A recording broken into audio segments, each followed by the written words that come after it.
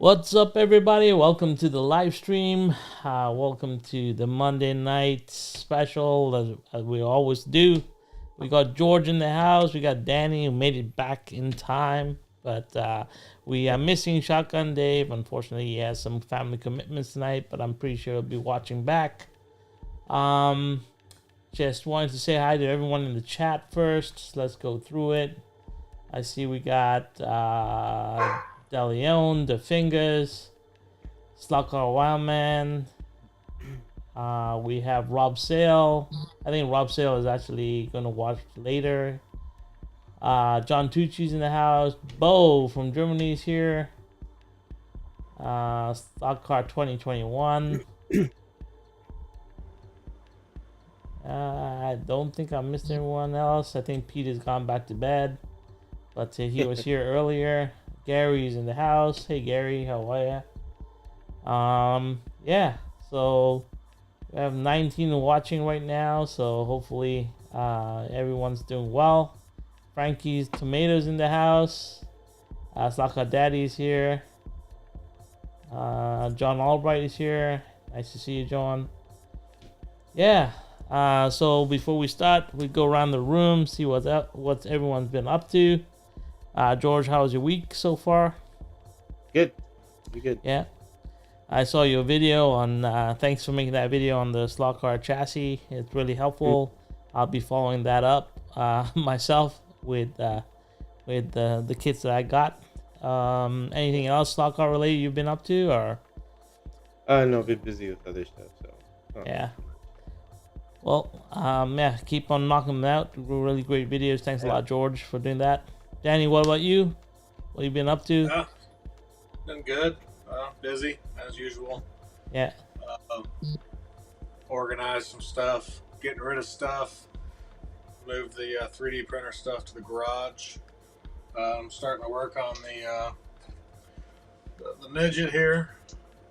I started that the other day, maybe last night. I don't remember when it was. I started it this weekend, and I finally got some paint in because I know, Raul, you mentioned painting the truck black. So I actually bought the Citadel Chaos Black. Nice. To paint that truck. So you're still gonna need. So you're gonna primer it first, right? Yeah. The problem with the Citadel Chaos Black, it's not a pure, like it's not a rich black. It's kind of like a matte black. It's a different tone. Like the Black Templars has deeper black to it than the Chaos Black. Yeah, I watched a video of a guy. He was using it, painting some miniatures and some vehicles, maybe some 40K vehicles with it or something. Yeah. And they looked really good. So I was like, well, I think that truck will. Look good. It's the Chaos Black. Did you buy a spray can or you bought the pot? Yeah. Can. That thing what will happen is it shrinks down. So when you spray it on, these are specifically made for modeling. So when you spray it on, it then shrinks. So it looks like it's beaded. Sometimes when you spray it on, it looks like, oh, it's a little bit thick. But what will happen is as it dries, it just shrink down onto the model and wrap it. It's kind of cool that way. So sweet. Yeah, it's pretty cool. And it'll give you a really nice matte finish. So when you add paint on top of it, it's really nice because it's got that matte finish to it. So you don't get a sheen or shine unless you want it. Then you just spray a matte clear on it. Yeah. Yep. Yeah, pretty cool. Good. Awesome. Yeah, for myself, been a pretty busy week. Redid my track. Rebuilt it. Got it all figured out over the weekend. Feel much better about it. Opens up my Lego track a lot. Got a couple of really cool Lego kits in. So maybe I'll showcase those on the channel because I got some Ken Block stuff from Lego. So it's pretty awesome stuff. So probably showcase that because I think it's cool. What do you guys think about seeing other things? Like I've noticed that DeLeon has been doing a lot of the Hot Wheels stuff on his channel. Do you resonate with that kind of stuff? Danny? George? I thought you were talking to Danny. I'm sorry, I was reading in the In comments. general. I'm lost. I was looking at the comments. That's why somebody was Yeah, haircut I was doing the Cassie. same thing, looking at the So comments. sorry, Raul. Okay. We totally lost you there. Go ahead and tell us again what you were saying. Yeah, like there's lots of. I watched De Leon, like he was showcasing his Hot Wheel cars and the VW Oh. collection. It was really cool.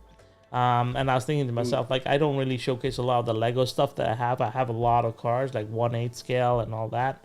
And like I just got these new kits. What do you guys feel about like seeing some of that other stuff on the channel? Well, I do actually have a Hot Wheel collection. It's underneath the table. I just don't talk about it because it's Hot Wheels are, how'd you say, a whole different collection types of things. So I have a 1960, I think 8 or 69 swinging wing still in Yeah, the package with the metal button because it used to be made out of metal. So and then I got a lot of older stuff in there too.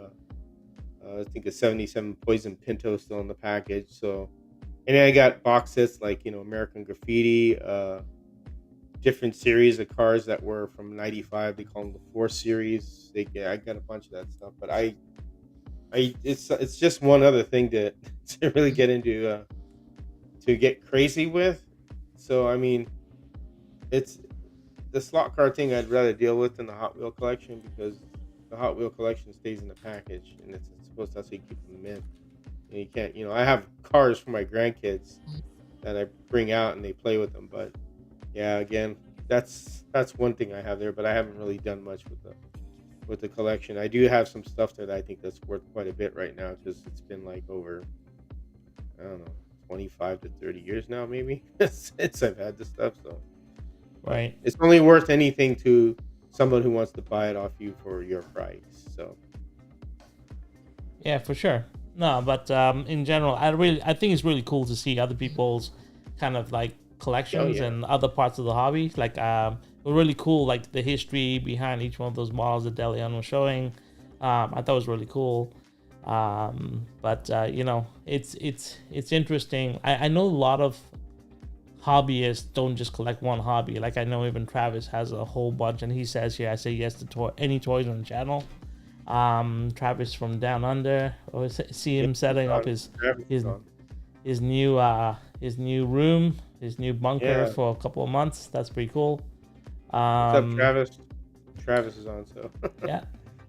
But yeah, so I might showcase like some of this new brick stuff I got because I do collect quite a bit of the 1/8 scale bricks vehicles. So yeah, got that. Rejigging the website so I can start cataloging new cars again because now my track is finally set. I'm happy. So now I can start with what I normally do best and catalog everything and start racing cars again. So burn through my collection as fast as I can so I can buy more. That's it. What else to do? Buy more. Of course. Keep on buying more. I got a bunch of Hot Wheels too. I kind of have them everywhere. Like there's some down here, and then there's some in the garage. Some still in Walmart bags from when I bought them. Let me see if I get a couple. Hold on. They're everywhere, and I don't particularly buy just. A lot of people look for treasure hunts and supers and whatever else. I buy what I like. If it happens to be one of those things, then that's what it is. But I just buy what I like. I don't look for anything in particular. Yeah, there's lots of crazy things happening. I know January is going to be a really interesting month for me because Games Workshop is releasing a game system that is like the love of my life. So, and they're taking it and throwing it away. So, I think I'm going back to wargaming in January. So, there's another craziness coming, but should be fun. Look at George pulling out boxes. This is an old one this is 1995, first editions and mini series they're called. Okay. I never really thought about showing any of my other stuff. I guess it's just slot cars is all I really worry about. I guess. Yeah, seems like Hot Wheels is a big thing. I didn't grow up with Hot Wheels, so I'm not really like. Well, I kind of feel like Hot Wheels, like a lot of people collect Hot Wheels, Yeah. Yeah, that looks pretty good. And they're all in this is. So I do have a few. I have a couple of treasure hunts too. Man, those are worth George, I have a great aunt that literally has a house that she doesn't live in. My dad can probably tell you about this. But the house is literally, the entire house is filled with boxes of Hot Wheels and Matchbox cars. Oh yeah. Yeah, a lot of hoarding. Yeah, yeah. Hoarding. Get hoarding them. But I mean, there's too much shit. I don't want to pull out. It's. I got more of these. These are the original cases that you get the cars in. And I do have quite a few of the treasure hunt, and I have duplicates like the purple 57. Some cars are worth when they're more when they have like aberrations to them. So say like the interiors on some of them are different colors, or even the windshields, the type of wheels. There's a book about Hot Wheels, and you could really delve into it, and it tells you the different type of like errors, or even if a tampo's on backwards when they put the print, that's worth a lot because it's like one of a kind. So you could get really heavy into it. I've got the Porsche that that they did after that. I think it was a doctor that he had passed away, and he drove a red Porsche, and it has his the stethoscope in the back windshield, and the board that's underneath the windshield. I don't know if you know what I'm talking about, George. I'll have to get in and show you, but it's got a stethoscope in the laying in the back window.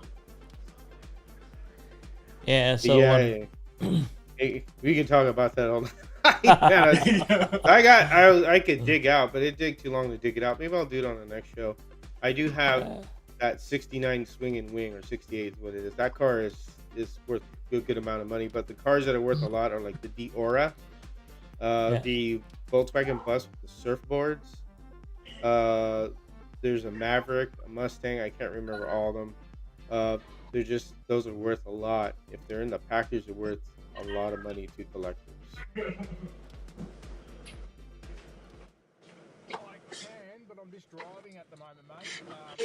Sorry, I'm back. My wife is in the bedroom watching TV, and she had the remote backwards, and she was trying to turn it down, but she was turning it up, and I'm like, "Hey, babe, it is really freaking loud." No worries. Let me just see. I'm gonna try. I didn't read the comments while I was doing all that, so I'm trying to see what. Curvy just said the Hot Wheels are a deeper rabbit hole than slot cars. Yeah, they are. I just couldn't do two at a time, so that's why I went to the slot cars. Yeah, I mean, every now and then I go to Walmart and I'll look through and I'm like, oh, I like this one, I like this one. I might buy two, and I might buy 10. It just depends on what's there. Yeah, I don't even do that anymore. I don't look at them because I just have no need. Because you know why? Hot Wheels, and they're smart. So their marketing is that they have special edition ones where the cars are even a little bit more detailed, and then you have a different class, and so it starts getting crazy. I have all the NASCAR ones that came out too when they had the NASCAR series. They're all in the case there. I had the ones the trucks and the cars that were from Hot Wheel, and then I have the truck series too. So again, that's Hot Wheels is smart to do that for collectors because again, just like slot cars, they're aiming toward the collector to get these certain series because they're a couple bucks more instead of 99 cents or 225 and so on. So and they ain't dumb. So yeah. Well, good. Well, we went to Hot Wheels, but yeah. Anyway, let's get out of it now. Back to slot cars. Let's get back on track. This pisses me off more.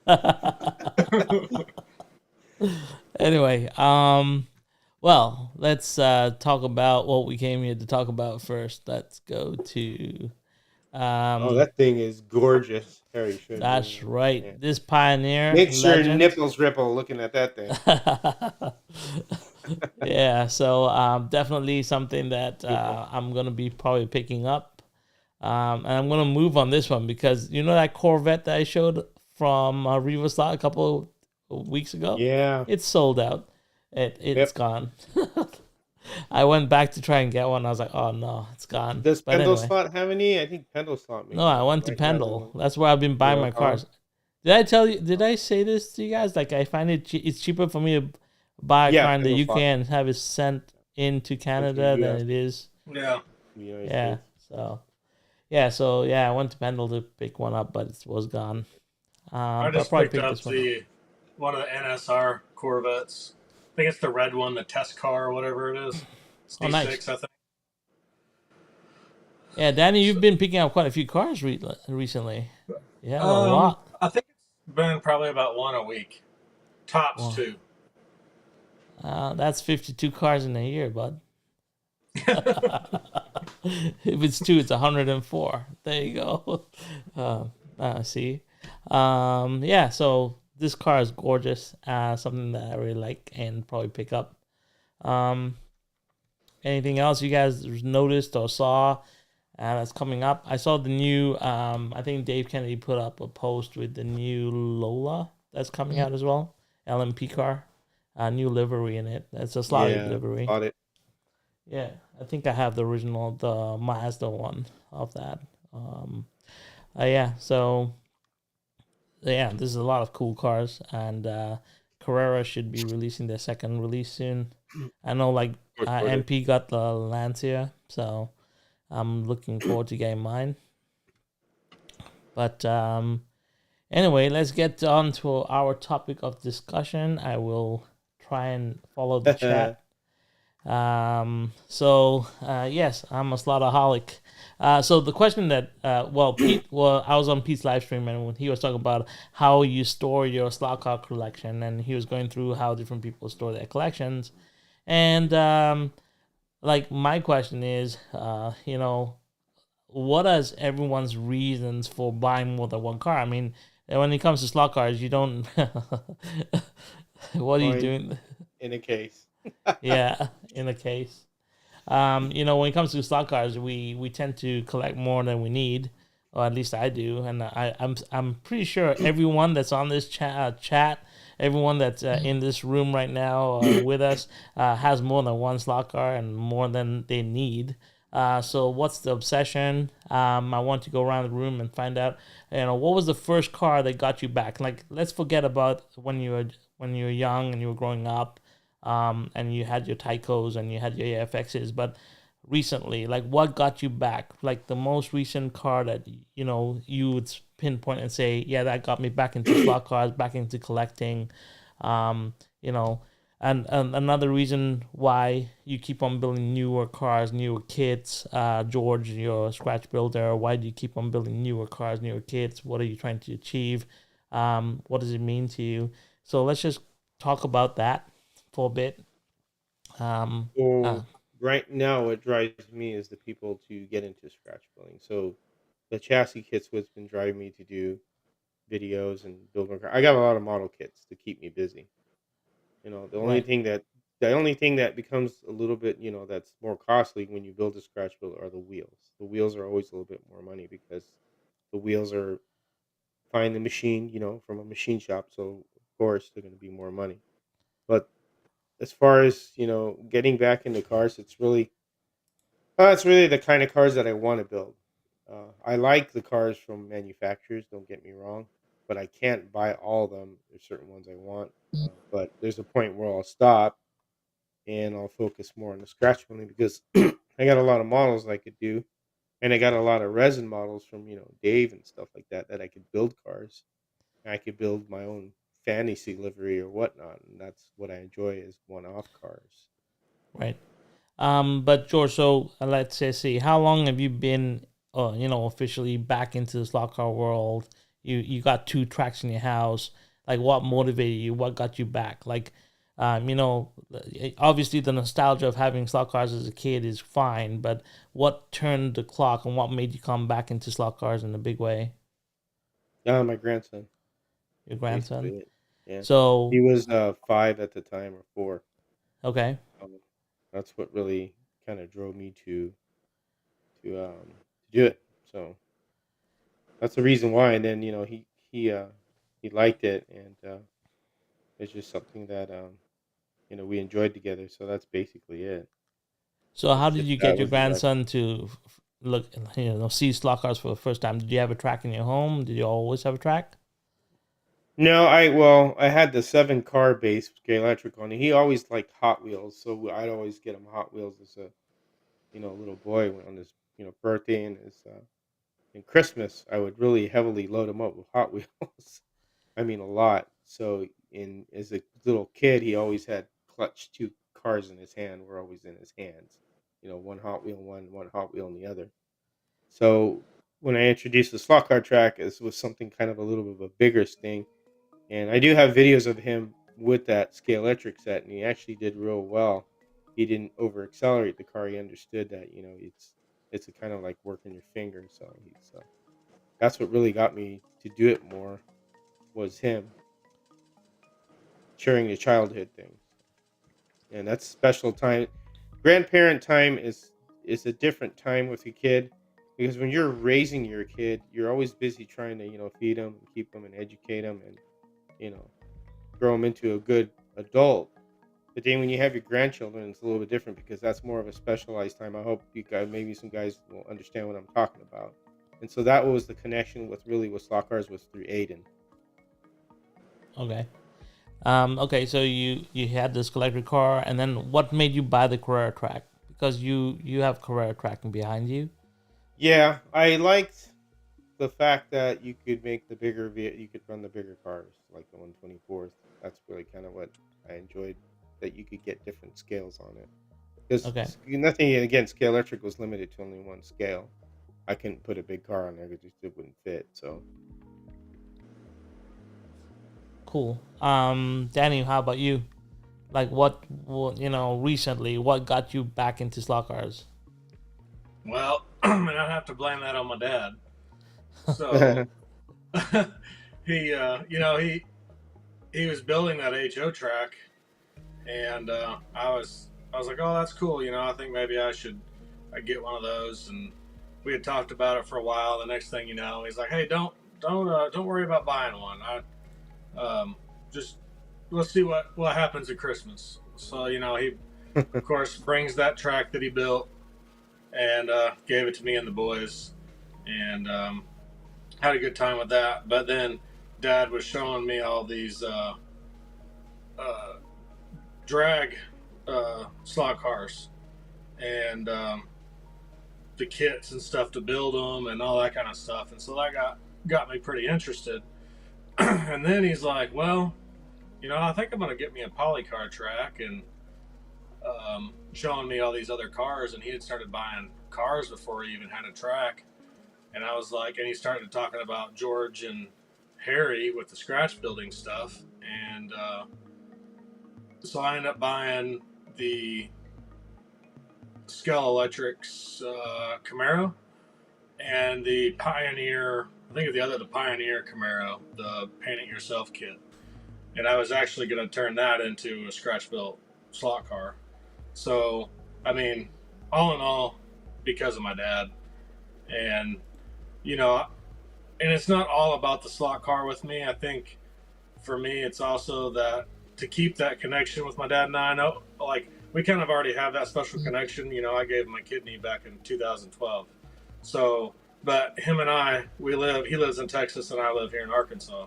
So it's just something that him and I can share, even though we're 6 hours away and we don't always get to see each other. It's something that we can talk about and have a um, common hobby together. It's like, oh, look what I got and look what I painted today, or it's just something that we can continuously have a conversation about that we're kind of passionate about.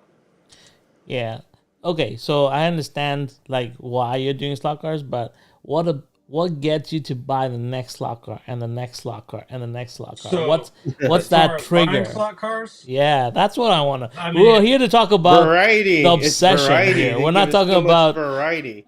I think so we. I don't buy. I mean, there are some times I might see, I really want to buy like a BRM and a TTS car, but they're kind of expensive, so I actually haven't bought one of those cars yet. But as far as like buying them, like if I see it and it looks good and catches my eye, then like I'm probably gonna buy it. Now there are some cars that I'm just not. They might look good, but I just I don't really care for the brand or whatever, so I don't. But I mean, as of right now, I've got Scale Electric's NSR, Revo, um, Thunder Slot, um, Fly, and probably some others that I'm forgetting. So Carrera, obviously. Yeah. But I mean, Hornby, SDX. Yeah, so I keep having to look around Scale Auto. I can't forget Scale Auto. And then, Okay, of course, but let's the talk scratch about it this way, right? Danny's like, you walk into a hobby store, there's a bunch of die casts on the wall, and then the slot cars. Why walk past the die cast and to the slot cars? Well, because it's a slot car. It's a slot car. Well, you can't throw a die-cast car and really run it on a slot car track. I mean, you could roll it around and pretend, and you'll make noises. Yeah, I mean, Slot car is, that's yeah, all the you can slot, do. the slot car is more interactive because you're watching it go down the track and you're controlling it. That's to Right. me is the difference. Nothing Well, see, and against I also die-cast collecting. I like looking at the already made slot cars that you buy, because I also look at like the paint that's on the car, the liveries that are on the car, and I kind of use it as inspiration on things that I might want to do later to when I do a scratch build. It's like, well, this car looks good with these wheels, so maybe I can find some of these wheels and 3D print these wheels so I can use that type of wheel on a scratch built car.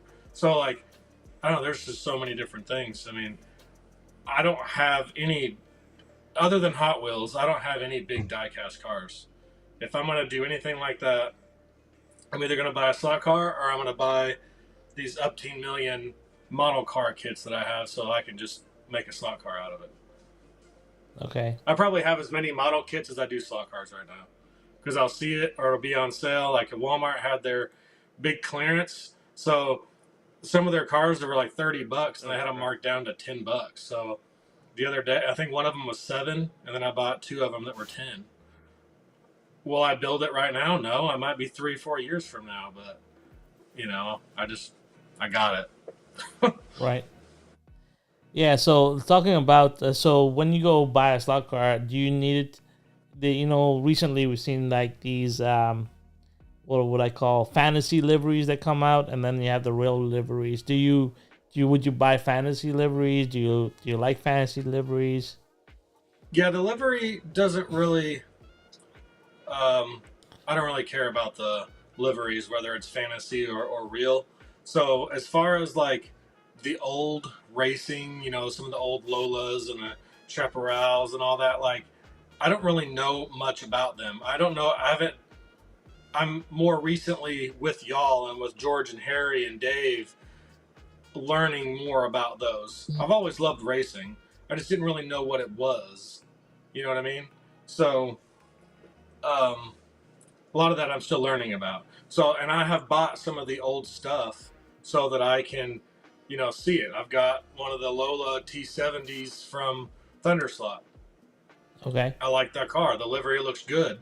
But before I bought it, I didn't know anything about it. So it's like you can also get a history lesson by, looking up that car and see what it did in real life. Right. Okay.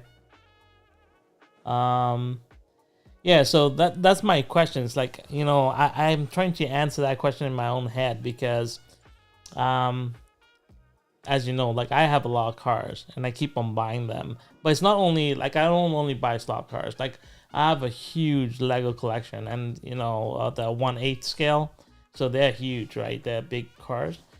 But and I have quite a few of the mini Z's. And what I like is like I like detail level on the car. So to be fair, I actually like the 1/32 scale. So I'm really into 1/32 scale more than any other scale. Even though like the 124s look really good. Obviously, the bigger the car, the better it becomes. It's still the 1/32 scale is the car that I really like. Like that size being on my wall, I just like that car itself. But like, So another thing about slot cars, yes, they're more expensive than a Hot Wheel, but I feel like the slot car itself and it being a model and being somewhat a really good replica of an actual car, I feel like it's more obtainable to have that nice replica than, you know, an RC car. Because Yeah. RC cars get expensive. My dad and I did RC crawlers there for a while. That gets expensive. You know, he gave me one that was fully TIG welded. I can't remember the guy's name, but I mean, it was a full TIG welded chassis.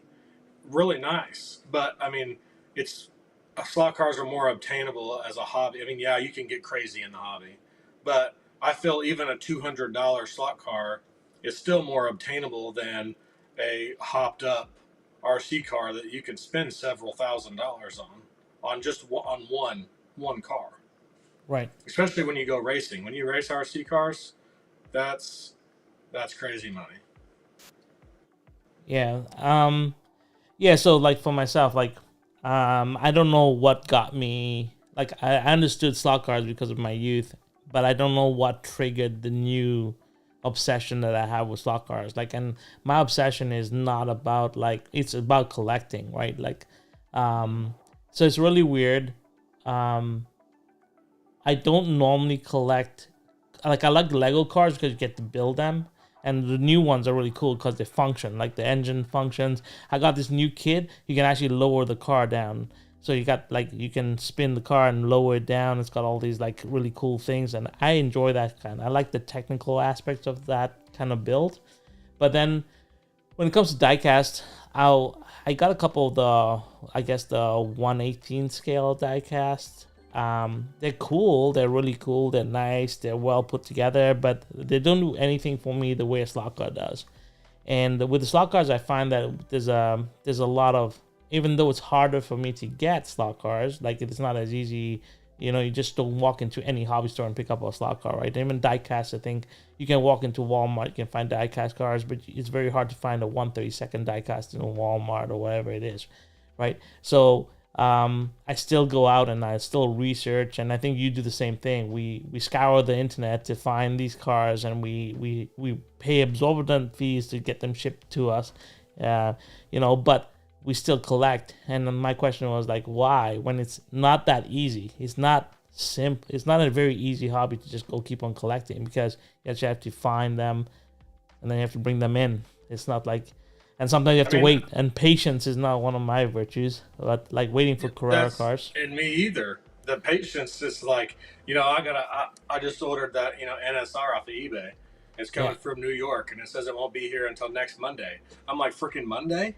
Like, it can't be here Wednesday, you know? And so, exactly. And then so another that picture, thing. not to interrupt you, that picture right there is what I was talking about. Sorry. That's why. No, that's all right. I can interrupt you. That's that photo you see. That's what the first track that got me back into was with him. So. Yeah, that's cool. Yeah, awesome, George. Sorry. But okay, so let's go there, George. So you buy that track and you play with your grandson, and then what gets you going in your collection? The Can-Am cars that I have now, where it really interests me, the Carrera Can-Am cars. Right. I started buying those because I like the Can-Am cars from my childhood, from watching. Okay. Them. But sorry, Danny, I didn't mean to like butt. No, you're good. Yeah. Take over the scene, but yeah, I was trying to look for that picture. That's why my screen went weird. Yeah, no worries. Bring it up, so no worries at all.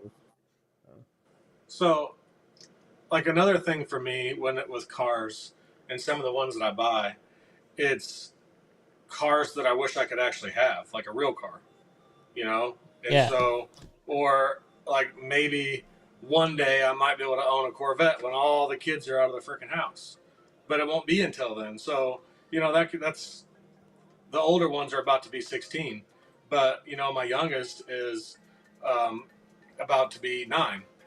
And so it's like, I've got a while before all the kids get out of the house. So, you know, at least I've got this old Camaro, 69 Camaro, and an Aston Martin, and, you know, a Dodge Viper, you know, like, there's no way I'm ever going to be able to afford a Dodge Viper, you know. So I have this, and I can drive it on this track in here. I mean, it's that, or, you know, Forza Motorsport just come out, so I can drive cars on there too. But, you know. Yeah, I was talking to Gene, actually, from Gene's Slot Car Spare Room. And we were talking about Sims, because they've started They bought a GRL and now they're getting together and they're racing online and doing Forza 4 or something. And he was asking me if I did that, and I said I sold my simulator because when I got out of racing, I just got rid of everything that was to do with racing. I just wanted to, I wanted a clean break. My obsession with cars is unbelievable. Like any car, I research cars left, right, and center. Um, and this is a good question from Deleon. So we'll tackle this next, Deleon. But anyway, so when I had to give up racing, I wanted to be close to cars. So I remember going out and buying my first getting into Carrera track. And then at that point, I already got back into slot cars in 2008, but I wasn't collecting. I was just, every car I got, I pulled it out, I raced it, banged it up. That was just the way it was. But when I gave up racing and I gave up wargaming, I was in a void of collecting because I'm a collector. So I collect everything, like anything and everything I can think of, I collect, but I didn't have a car collection. And sure, I could have gone and collected Hot Wheels, but to me, then, even the HO cars at that time when I was coming back weren't as detailed as a 132nd car. When you picked up a 132nd car, it just looked detailed, right? Even RC wasn't doing that. Mini Z hadn't come out really at that time. So the Mini Z cars actually do have a lot of detail in them, but it wasn't like that in RC. It was Lexan bodies and very loose details. So a slot car really represented a lot of detail, and it was a car that moved, and it looked cool. So, I started picking them up. And then the only time when I really decided to start getting heavy into collecting wasn't because of the YouTube channel, was because, I found, Ernie and went out there and I saw that there was a variety of different brands besides Carrera. Because in the beginning, I only knew Carrera, right? When I came back, obviously I knew Schletric from my youth, but Carrera was the car that was readily available to me going down to Panther Hobbies. But then I met Ernie, and I saw NSRs, and I saw all the other brands, and I started picking them up. Then I fell in love with Scale Auto, and boom, now I became a collector. I didn't know what a collection was, so I was talking to Ernie, and Ernie said, "Oh, to be a good slot car collector, you need 1,000 cars." So that's why I have the 1,000 car number in my head, right? But that doesn't mean, and this is a question that Deleon has, what is your end game? When are we satisfied with our collection? That is the most difficult thing I struggle with. So I put that question out to you. What is your end game when it comes to slot cars? Do you have any? I don't know if I necessarily have an end game, at least not right this second. He asked what, I think the part of the question was like, what happens, you're 78 or you're dead. Well, I mean, I can only hope that my kids keep it, but I think I guess my request would be that, if they were going to sell it, then they split the money between all 6 of them, So I guess that would be after I'm gone. What somebody else said, it doesn't really matter when you're gone. You're right. But at the same time, the request would be somebody keep it. If not, sell it and split it between the 6 of you. Who's that, George? That's my grandson's pin in the car that he made. So this is what I'm showing you guys. If this kid could do it, anybody could do it. That's Aiden when he built his first, scratch built car. I was showing him. He was pinning the chassis. That's that blue GTO. So it's just a little video. I have these videos. I just don't, put them up. But it's pretty interesting to see kids, and then there's one of him soldering here. I think this is of him soldering. I keep trying to figure out. Yeah, he's soldering right there. The axle. Sorry, Danny. No, it's just like, with your grandson doing that, I'm still trying to get my kids how to get their attention off of video games to, at least just try it, Yeah, he tried it. Right now, he's gonna be 15. So I mean, this is when he was, I think, 12 when he did this, because he brought a GTO model and goes, "Hey, Grandpa, can we build this model?" I said, "I got something better yet, Aiden. Why don't we make that into a slot car?" And he goes, "Yeah, why don't we do that?" So, but that's him. He's doing everything on his own. I'm just guiding him. I mean, it's the capability of anybody that could do it. But Yeah. this is the old house that I lived at, and that's him soldering. Just like And everybody's I, afraid of soldering, he's doing it. There and you I go. try not to force them. You know what I mean? Like Yeah, I would like for my kids, just like your grandson did, to be like, hey, Dad, let's do this. But Fortnite and yeah, it's Madden and hard to all compete with that's that. just a little more important right now. Yeah, it's hopefully I'll get him into it more. He'll come around again, but I'm not gonna force kids to. I got like 5 other grandsons, so I mean, if more Yeah. boys, I got more boys than the girls. The boys outnumber the I mean, girls. there's So, 3 boys and so three maybe the girls girls. can't do it. Yeah, I mean, so there's 6 of them. I would hope that eventually one of them that'll grab their attention and be like, "Hey, I want to try that." But we'll see. I mean, Yeah, I don't know. Like, I think all you can do, and I always say this, I'm a programmer, I'm a coder, and I remember when my daughter was growing up, I enrolled her into a robotics camp because I wanted her to learn coding. And I think we all want our kids to do something that we enjoy with us. I think that's the big thing. So I really want my daughter to learn coding, and I remember she went to her first camp, and she came back. She says, "I hate this," and I was like, "Oh, I don't want to make it that way." So what I realized was, even though what we want is not necessarily what they want, all we have to do is we got to introduce the concept to them. Whether they pick it up and run with it, it's fine, and whether they don't, then that's fine too. You got to be prepared as a parent too. I think as a parent or any leader to listen and accommodate, right? But then there's so many layers to this hobby. So sometimes what you have to understand is that maybe they're not into the actual building of a car or the racing of the car, but maybe they like the other parts. Like my daughter is really into the Lego, and she builds Lego city models just for the racetrack, and she loves placing them down. That's why another reason why taking the track apart and opening up the Lego city was important to me, because I found that my daughter, she still builds the little city models, but she doesn't put them down on the track. So we're just finding different ways to introduce or keep it alive, right? But yeah, there's many layers to this hobby, I think, and that's one thing that we forget. It's not just the cars. There's different things that we can get them involved to doing. I feel so. Yeah, that's my take on that. So George, what is your end game? When are you satisfied with your There collection? there really is no end game. It's Yeah, just gonna keep going until I'm dead. That's the end game. Until I'm in the ground. Honestly, Yeah. that's the truth. There is really, I mean, unless I am incapable or I get in an accident or I'm unable to use my body, then there's the end game too. It's who yeah, but knows. there's also space limitations, right, George? Like you can't keep on building cars and cars and cars, right? Yeah, but you know what? I also gift cars too. So ask Tad. I gifted him a car when he first built his track. I gifted, so I mean, I could gift my cars. I got plenty of friends, don't I? Yeah. Well, there you No, go. that's why That's how I'm you asking. make I'm room. I'm not. That's how you make That's room. You could. Oh no, not at all. I know what you mean, but yeah, that's how you make room. You right, give the stuff away that somebody else is going to enjoy it too. If you know they're going to enjoy it in your heart, you'll give it as a gift. Yeah, take it. It's going to go to a good home.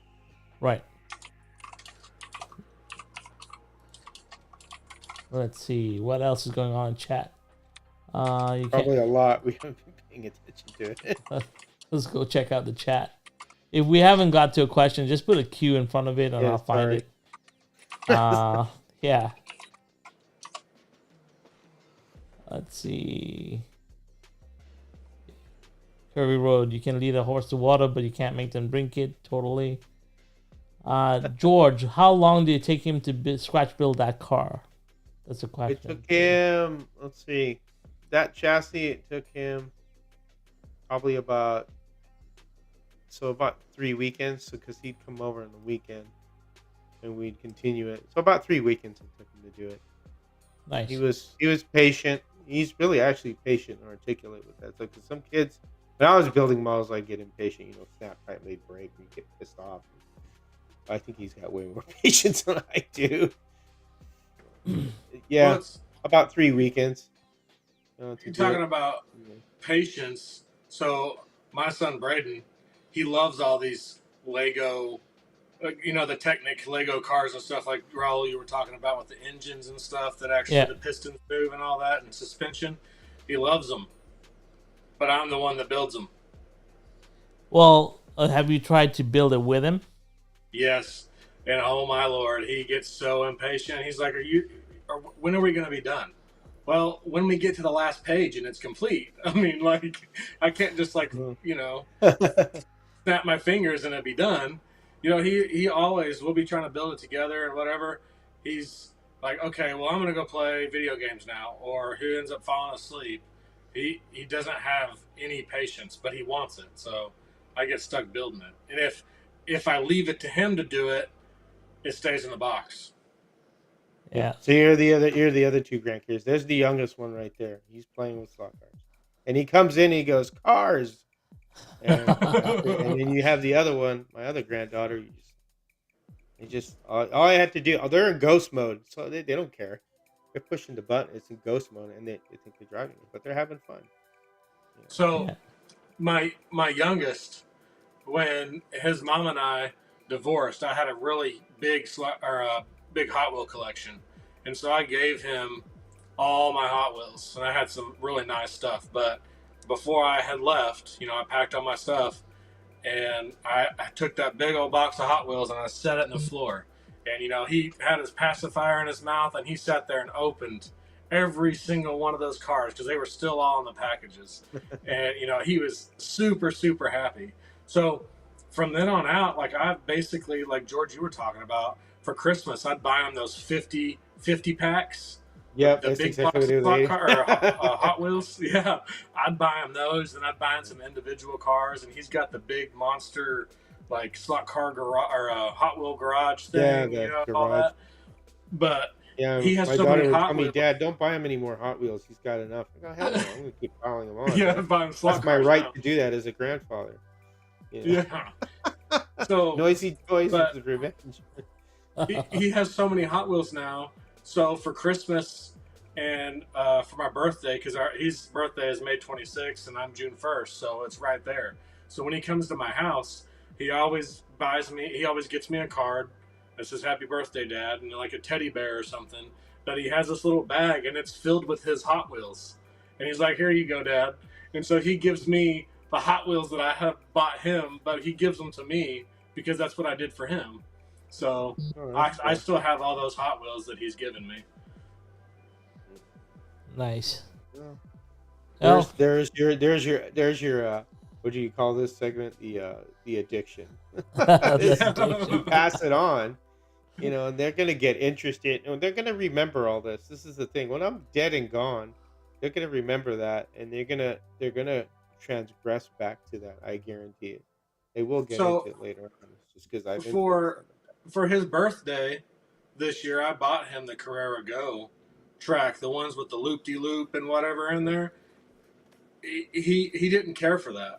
He liked the big track, or he liked the HO track. He didn't care for the loops and whatnot. So I think I'm going to take that Carrera Go track and make just a normal style track. And I think he's going to like it a lot better because he just didn't care for the loops and whatnot. I guess he wants more realistic. So I'm going to go ahead and give that to him when he gets back here. Right. Pretty cool. Yeah.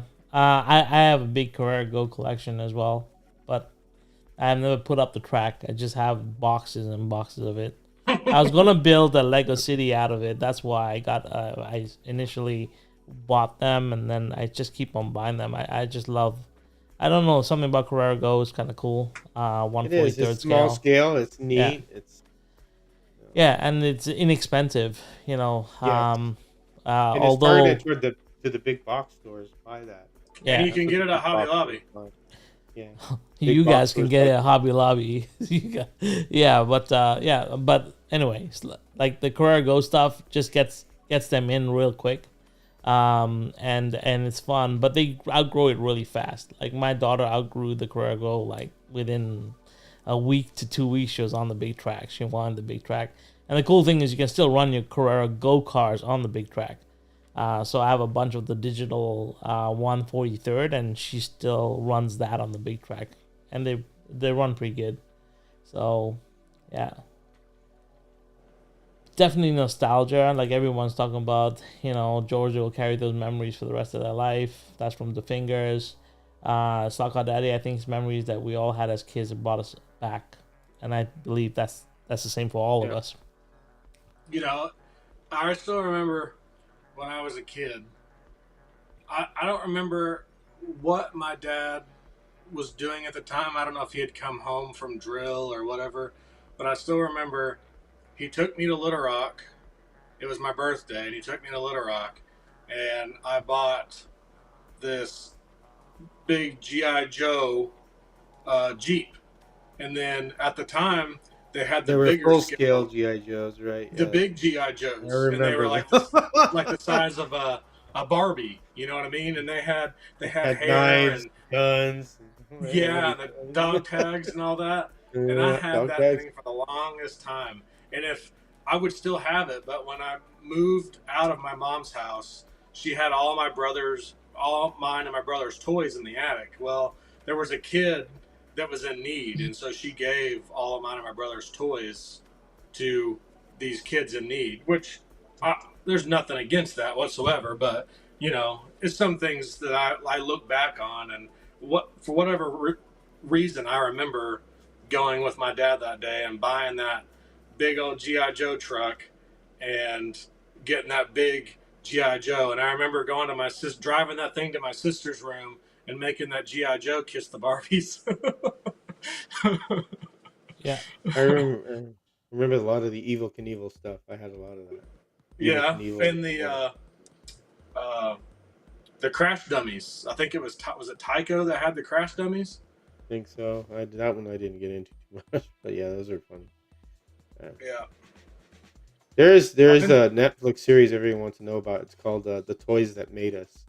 And it talks about some of the different. I had a Teddy Ruxpin. Yeah. Big Jammin' or Action Team. Yep. There's another one. Crazy. Yeah. Well, yeah. So I mean, we're all gonna keep on collecting. We'll all get fascinated by these cars, and we're all never gonna stop. So, yay, we solved that problem. But yeah, I just think it's cool. There is no end game. The end game is when you're dead and gone. That's right. So De Leon, there's your answer. There's no end game. Yeah. Riley, I have a question for you. Mm-hmm. So you said 1,000 cars and you're done. I mean, are you really done? It's not done. 1,000 cars? Okay, so this is the thing, right? And it's 1,000 Carrera cars. So let's make sure so that then it'll be 1,000 NSR cars, right? No. So this is the thing, right? Well, it can't. Like, if you think about it, and I've already done all the numbers. See, I'm a numbers guy.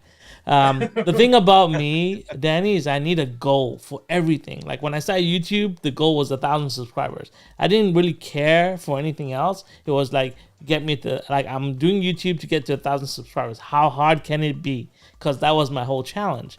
And I knew nothing about videography. I knew nothing about photography when I started. I was like, I'm just going to try and do this to 1,000. It just so happened. So this was the thing. I joined something called the Creators Corner. It was a small group run by some YouTubers, and I joined them. And they're like, pick a niche and start with it. So I'm like, well, I can either do wargaming, or I can do slot cars. I never thought about doing like tutorials on web design and all that. I could have done that, right? But anyway, I did a 10-day challenge. I did different videos for the 10 days, and after that, I was like, they said, pick a niche. And I was like, oh, slot cars it is. Why? Because I like to capture things in motion at high speed. And slot cars did that for me. So that started my YouTube journey. And I wanted 1,000 subscribers, right? So like I said, I was talking to Pete the other day, and it's like, I've hit 1,000 and I just don't know what to do anymore. Like, the goal is finished, right? So it's the same thing with slot cars. When I started collecting them, I had no idea what I wanted to do with it. I just started collecting cars. And then Ernie put that number, 1,000 cars, in my head. So I went home and I looked at the space I had and I calculated, if I buy Carrera cars, can I fit 1,000 Carrera cars in my room, like in my area? And I found that I could. So that's what it was, 1,000 Carrera cars or 1,000 stock cars. So that's what's in my head. It's not, I didn't account for 124 cars. I didn't account for the NSR cars that are smaller boxes. I didn't account for that. I just looked at Carrera cars. And then I looked at the release schedule for Carrera. And if you look at it, Carrera maybe releases like 20 to 25 cars every year. So if you do the math, like I have to collect for a very long time to get to 1,000 Carrera cars, right? So like I've done all the math, and I need to collect more than Carrera to get where I'm going. So, that's why I collect more. So you should have your 1,000 Carrera cars by this time next year. Can't. I can't because Carrera doesn't release them fast enough. But even if it's not possible. Yeah, physically it's not possible. Even now, like, yeah, I collected. When I started, I had 47 cars in my collection. Like from 2008, I had bought 47 cars. I had 47 cars when I actually decided to come back and start collecting cars. And then I knew I was trying to do a slot car a week, right, for my YouTube channel, like one slot car a week, one video a week. So I knew I needed 52 cars. So I was going and trying to buy 52 cars for the year, like to get my my collection going. And that's when I ran into a problem, because when I went to the shop, I remember when I went into Panther Hobbies for the first time, I think I walked out with 35 cars. Like he was like blown away. He's like, what's wrong with this guy? He's like, I pretty much every car that he had on the shelf, I just put in a pile on his checkout counter, and it was a huge pile. My friends were like, think I'm nuts, right? But that's just the way I was. I was like, I wanted to collect as many cars as I could. I knew I was going to do a video a week for YouTube.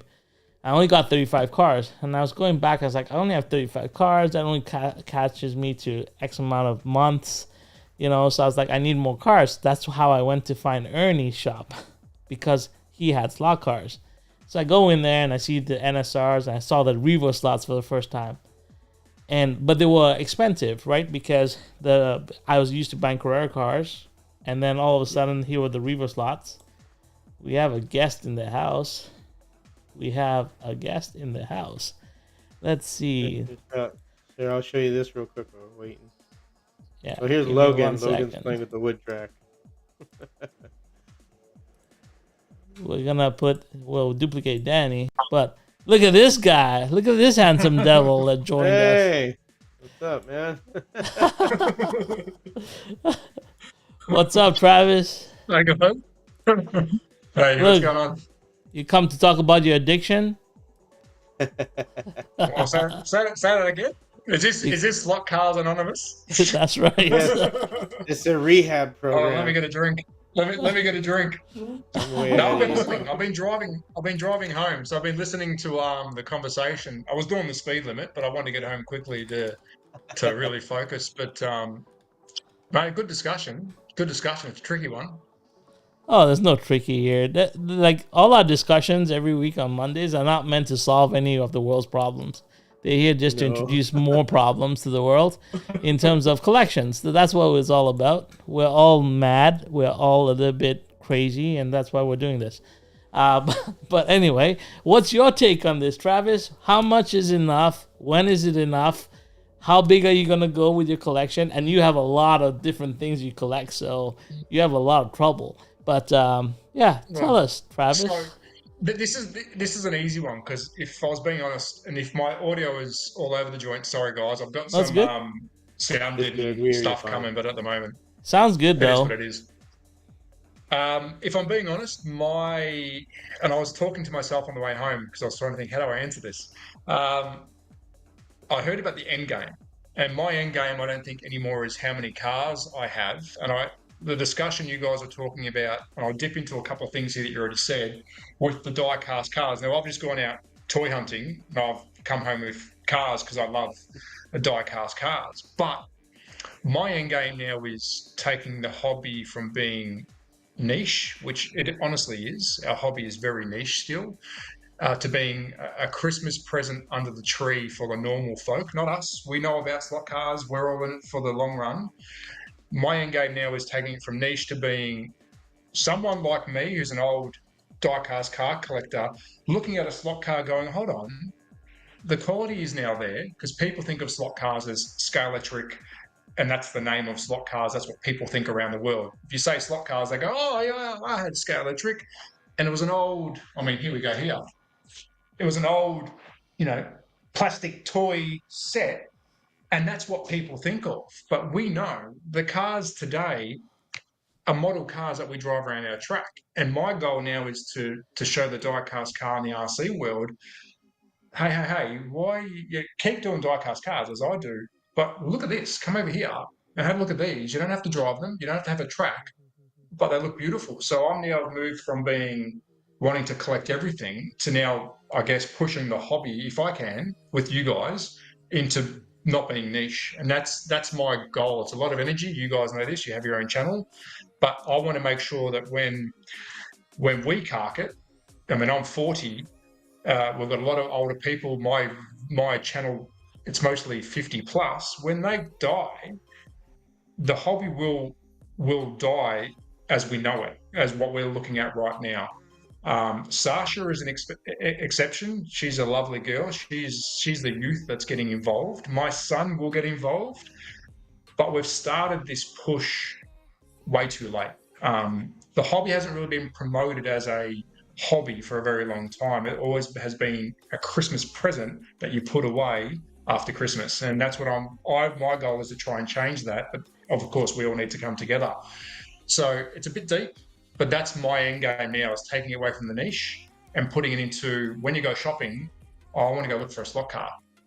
Because I've just come back from the shops and there is no slot cars in my Kmart. There is no slot cars really in my toy shops at all. Nothing. Not one. And the reason is, why would the shops put it on their shelf when it costs, $200 for a set, when they can get a knockoff Chinese version, which I'll review soon because they're really bad, and take the risk on a $15 toy instead of a $200 slot car, because it's for Christmas only. And it's sad, but that's my goal. That's my end game. Okay, but we're gonna rewind a little bit, Travis, because your in-game changed over time. Yeah, we're gonna. Yeah, we're gonna rewind a bit, because your end game is at what point did this become your end game?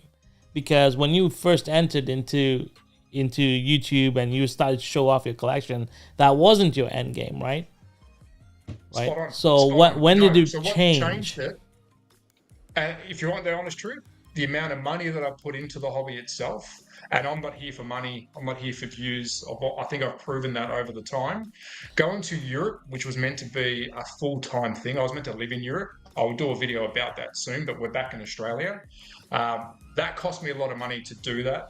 Also, talking to the hobby over there, being part of the hobby a bit deeper over there, and really looking behind the scenes going, there's not much behind it. There's not much push behind our hobby other than what you're seeing on your screen right now, plus the other legends. Dave Kennedy, DNA, Boons, all those great people are doing something to hold it up, and so are the niche brands like SRC, even NSR.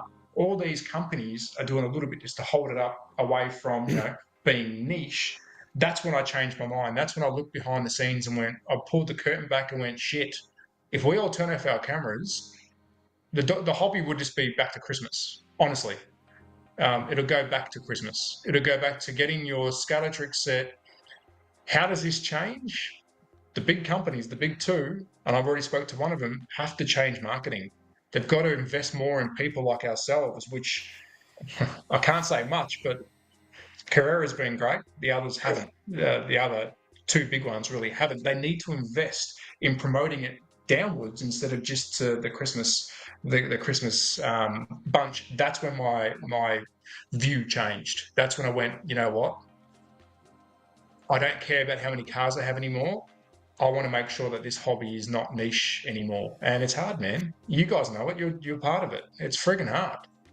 So, yes. So Go I ahead, kind of Dan. have something to add.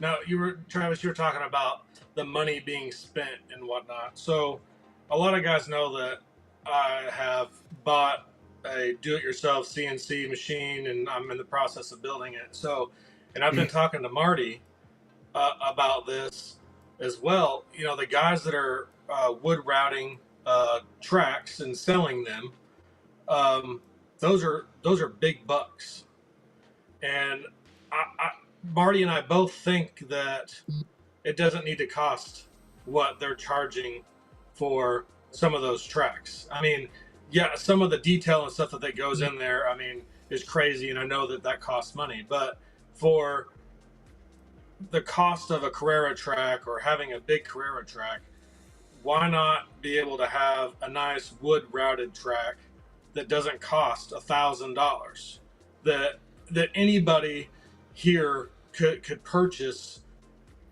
and it not break the bank? And so that's kind of like what Marty and I have been talking about. And I'm not trying to get anybody's hopes up. I'm still trying to figure this all out. I still have to, Well, actually, finish building the machine. Okay, Go so ahead. let's rewind a little bit here because I'm just gonna go with some of the things that the chat is saying, right? So we're gonna get a little bit deep here.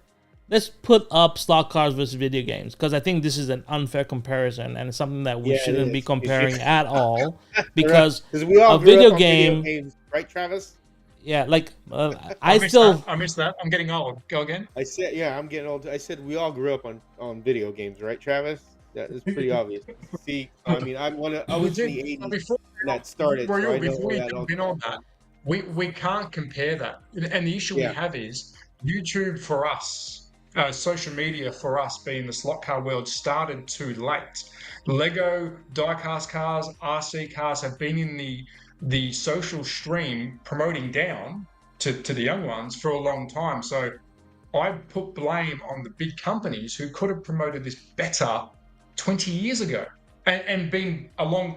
We're never going to beat video games. RC cars don't, diecast cars don't, Lego doesn't. Video games are here to stay. They beat movies for crying out loud. But what we have missed out on is growing at the same pace across the public's eye, and we're still a Christmas present. We should stop comparing what well our hobby is to others because we've lost that battle. We lost that battle years ago. We lost that battle 20 years ago when the Nintendo came out, or 30 years ago. But yeah, jump into it, Real. I know you've got some. Well, this is the thing, right? So video games to me is entertainment. So it's like a movie, it's like a sitcom or whatever it is, or a theater. You video games are entertainment. It's a different category altogether. What we are is in the hobby. So Lego is a hobby, but it's also collectible, like just like a slot car. So if you look at it from our perspective, our competition is with the Legos of this world or with the diecast collectors of this world or anything that's a collection because kids still collect. Even though they play video games, they still collect. Whether it's a Pokemon card or it's a Magic card or that's why hobby stores exist, right? The only difference is a lot of these hobbies have integrated themselves into video games or have integrated themselves into entertainment. And that's the big push. It's like slot cars, we've let the world of racing maybe dictate why slot cars exist, and we build our cars on those legacies of the great drivers or the great cars. But we do nothing from a slot car perspective to promote that. We do nothing to unless we're going out, and I commend people like Jim Cunningham and people that are putting out racetracks at events, or think magnetic racing, for putting car tracks at events and showcasing people that this exists. The great barrier to entry with slot cars is always going to be space, because it's not instant gratification, number one, and number two, it requires a big space. It has a space requirement. We're racing. Global Racing League is racing on, standard track right now and built this league, but our tracks are very small. Can we stop there though? The message we put out is wrong, because we keep thinking you need a track to enjoy this hobby. You don't. The track is the bonus. I mean, again, we've got scratch builders, we've got Magnetic Racing and RTS and all the other brands that do the diorama. You can buy a slot car and have it on the shelf and never run it because it looks as good as a model car. So us, I won't get annoyed, but I think to myself, we don't just have to have a slot car track to have a slot car.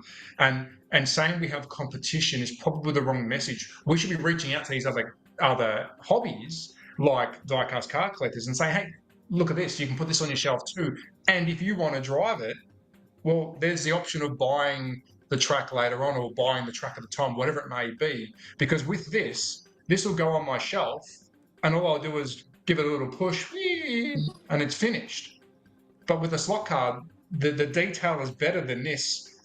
But I'll have a choice at the end of the day if I want to buy a track or not, or take it to someone's. So it's the messaging we have to get correct, I think, to promote the hobby better, if that makes sense. And if I'm speaking out of school, shut me down. No. Looking behind the scenes, there's no, like I said, Travis, when we have these discussions, there's no right or wrong answer. It's only I always say it's points of view. We need multiple points of view to make better decisions. Well, here's one thing right here we got to think about. So the big box stores are not going to carry expensive tracks. We know that. The big box stores look for like the 143rd scale because that's the entry level for people. Because when I've heard from a lot of people that come into this, they go, wow, they have digital. I don't need to run 6 cars at one time.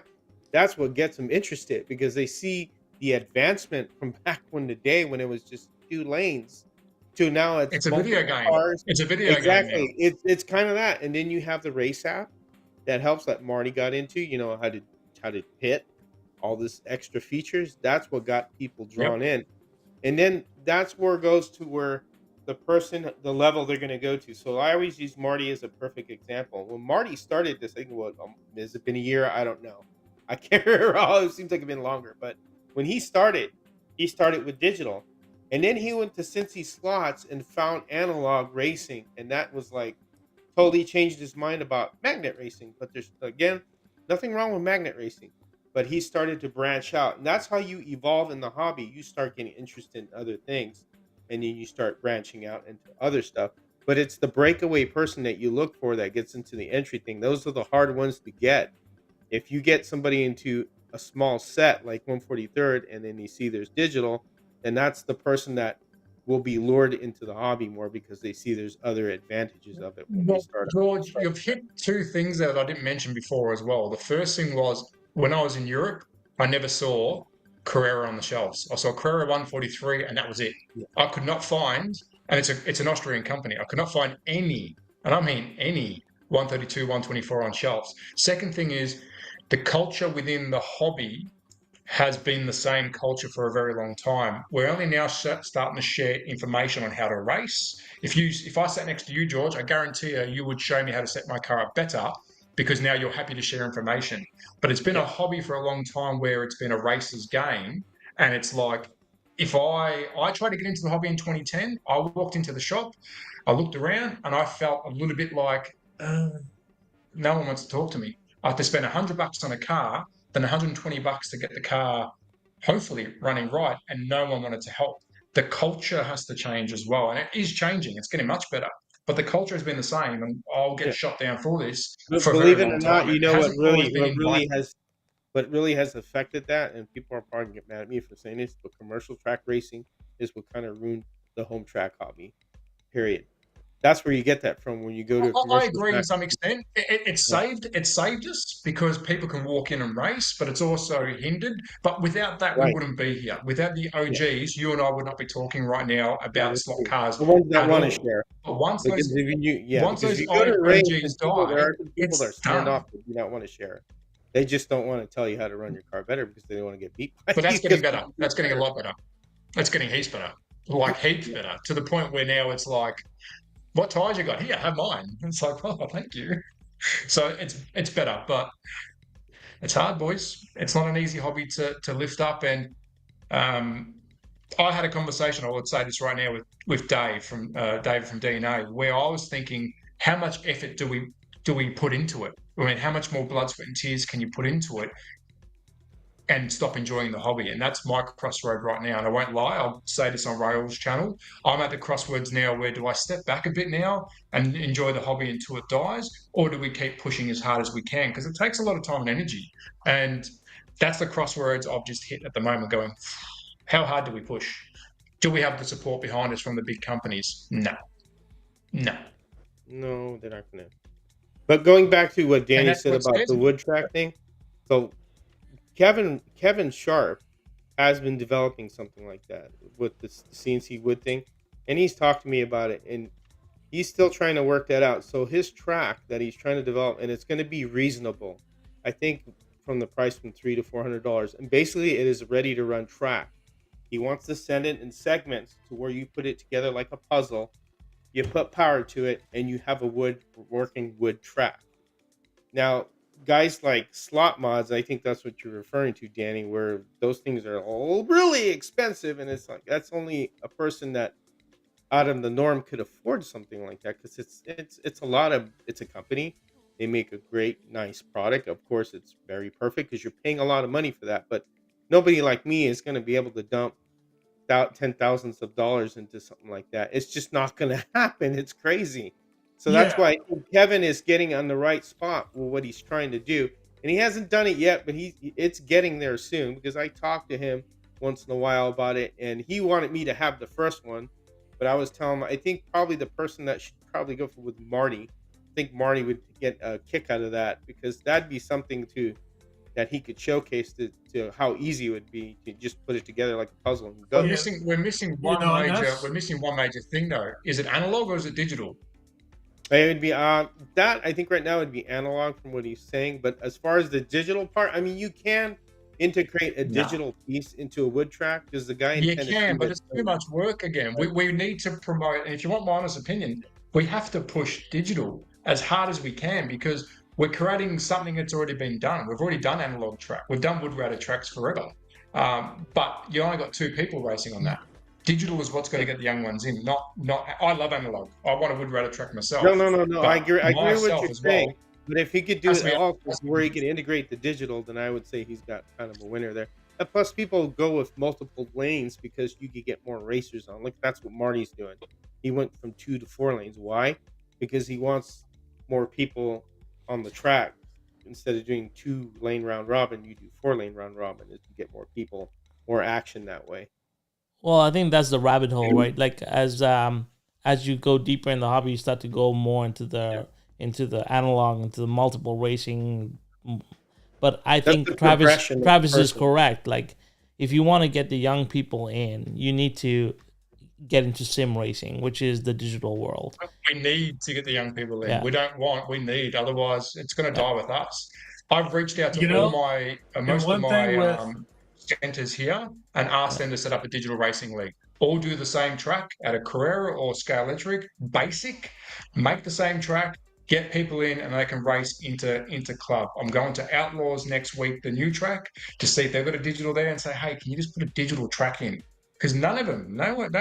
I even went to Electric Dreams, no digital track. Like, how does anyone know about it unless they see it on the shelf and go, oh, that's okay. I think That's the crazy. way It's an easy answer. to cure all of this is just add an Xbox controller to digital, and that would cure everything. Or on Xbox slot Well, did I? Yeah, well, they did do it with a submarine, but I won't go into that. So. Well, we were talking about that Hey! We were talking Yeah. about that Use a last week, Logitech right? Controller. Make sure you use a Xbox Microsoft. Well, the controller of the submarine.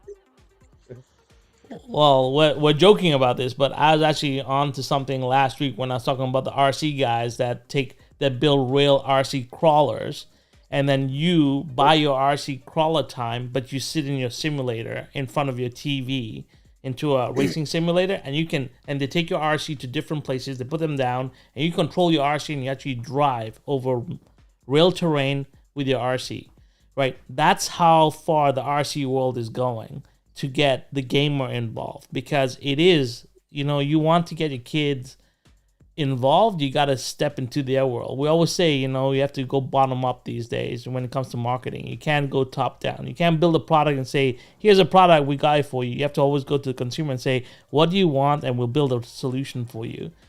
And the truth is, if you really want and digital racing is really, really cool. I get 4 kids, like my daughter had 4 kids come over the other day, got them on the track, got them into digital racing. They wouldn't stop. Like, they wanted to race more and more. And it was funny because they were playing Castle Crashers. And I was like, okay, I'm going down. I'm going to switch on the track. And they all ran downstairs, right? Right?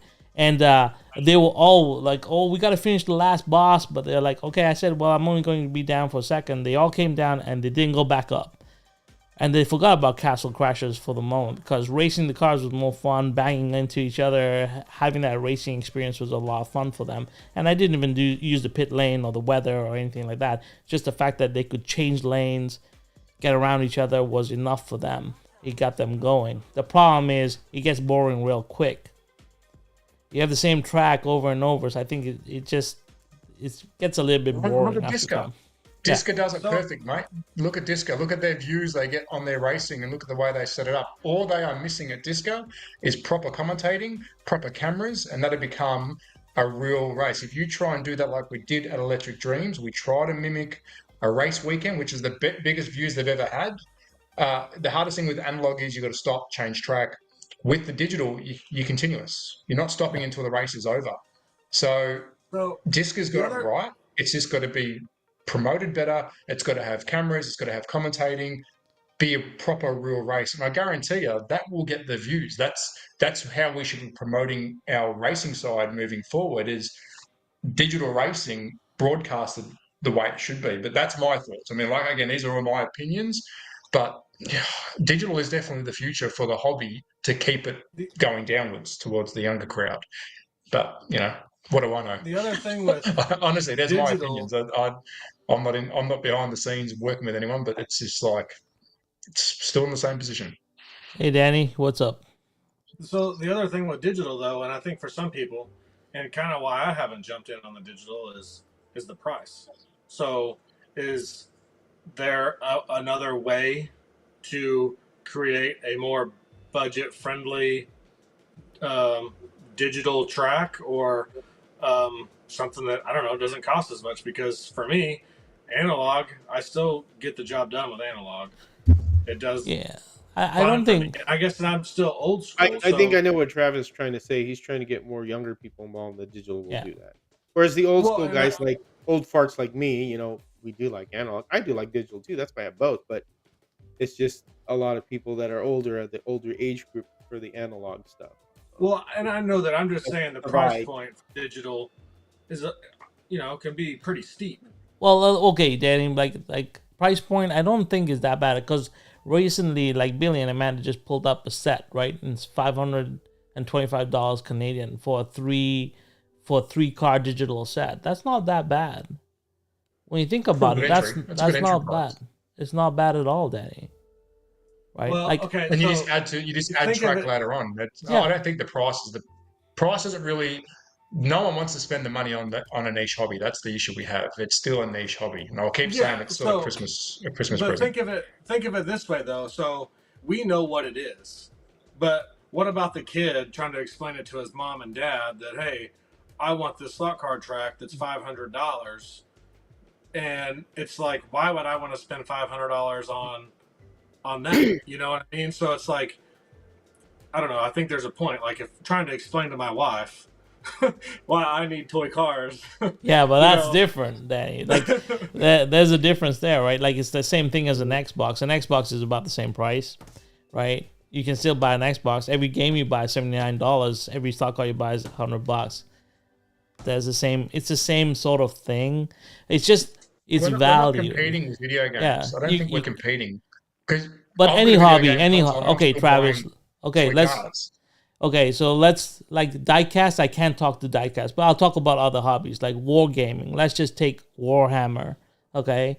It's the same thing, $600 for an army, $700 for an army, right? That's the basic principle of it, and the Games Workshop does really well. They have video games that come out with it, and the problem is they knew how, like, remember, 5 years ago, Games Workshop was almost bankrupt, right? What they did was they revamped their whole system. They said, we have something wrong. What we're doing is not correct. Maybe it worked in the past, but it's not working now. They revamped their whole system. Yes, it took a lot of pushback from the industry, from the hobbyists, from everybody, but they did it. Today, they are very profitable, and they continue to grow. Their IP has become so lucrative that many gaming companies have been buying it. Movies are coming out. They've done what they had to do to change that around. So it's the same principle, right? Your kid comes to you and says, I want to buy a $700 army. Are you going to buy it? I think as parents, we try and do everything that we can for our kids. If they prove that, it's not going to affect their schoolwork and stuff, yeah, we'll get it to them. It's like a reward. The main problem that I see is that nobody thinks slot cars at all. Unless you're coming from the world where your grandparents are into it, or you come from your dad's into cars, or whatever it is, right? Like, that's how it is, right? So it really comes down from us imprinting on our youngsters, and then over time, we, like George is doing with his grandson, he'll remember that, and he'll see that when he sees the slot cars, he'll bring back nostalgia, and he'll want to do that he'll want to repeat that process again, because it's his connection point to his grandfather and his connection point to his son at that point in time, or his grandson, right?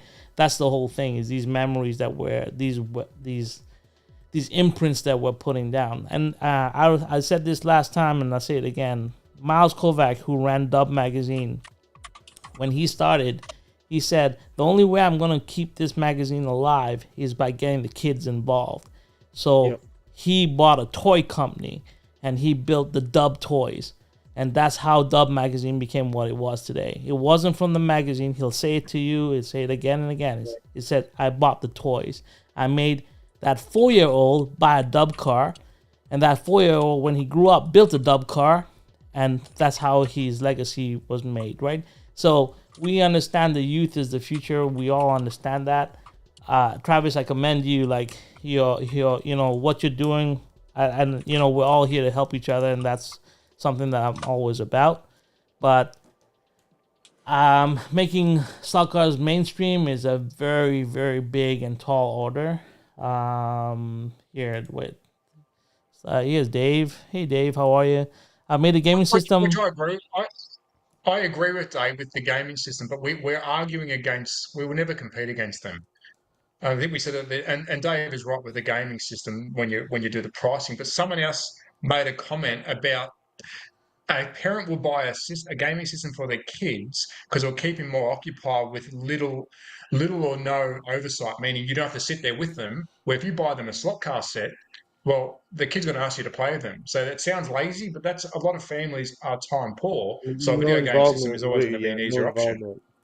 Well, this is what I believe. If you want to really bring slot cars to mainstream, is like, fan expos, all these big like comic book events. Somebody needs to be going to those and putting a slot car track down and bringing people in.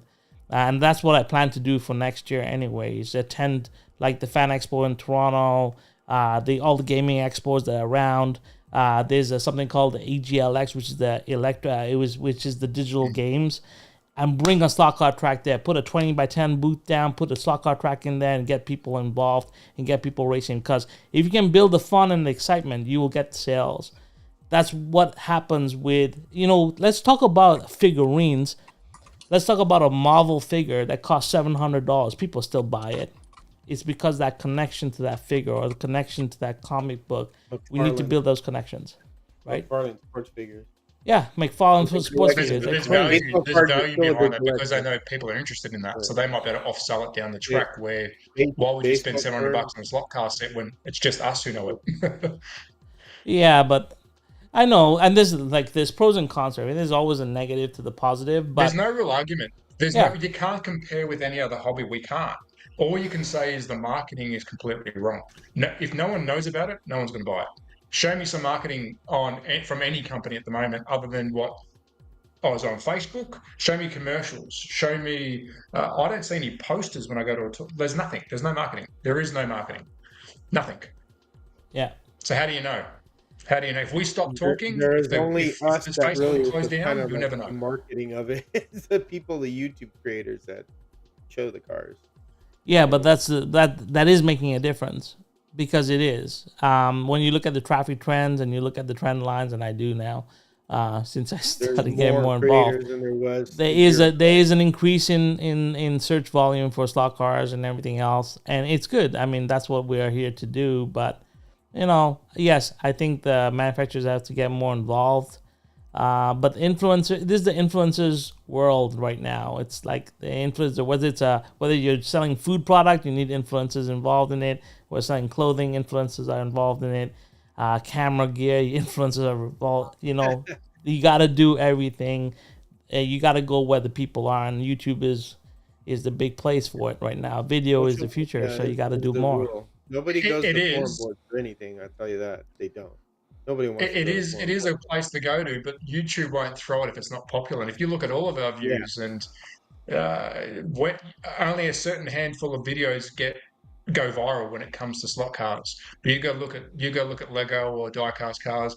This is a good place to start, but YouTube won't throw it to the masses if it's not popular amongst the masses. My views aren't the greatest, and it's the hobby. The hobby is niche, and we're going to get out of that niche pocket. How do you do it? Marketing. But as Dave said before, it is expensive, and he's right. There's no easy answer, but the answer is marketing. If no one knows about it, they won't buy it. But it's a lot of effort, and I'm reading a lot of Dave's. You should bring Dave on because he knows a lot more about this than all of us. He's been behind the scenes, but after spending time in the mecca of Carrera, there's no marketing there.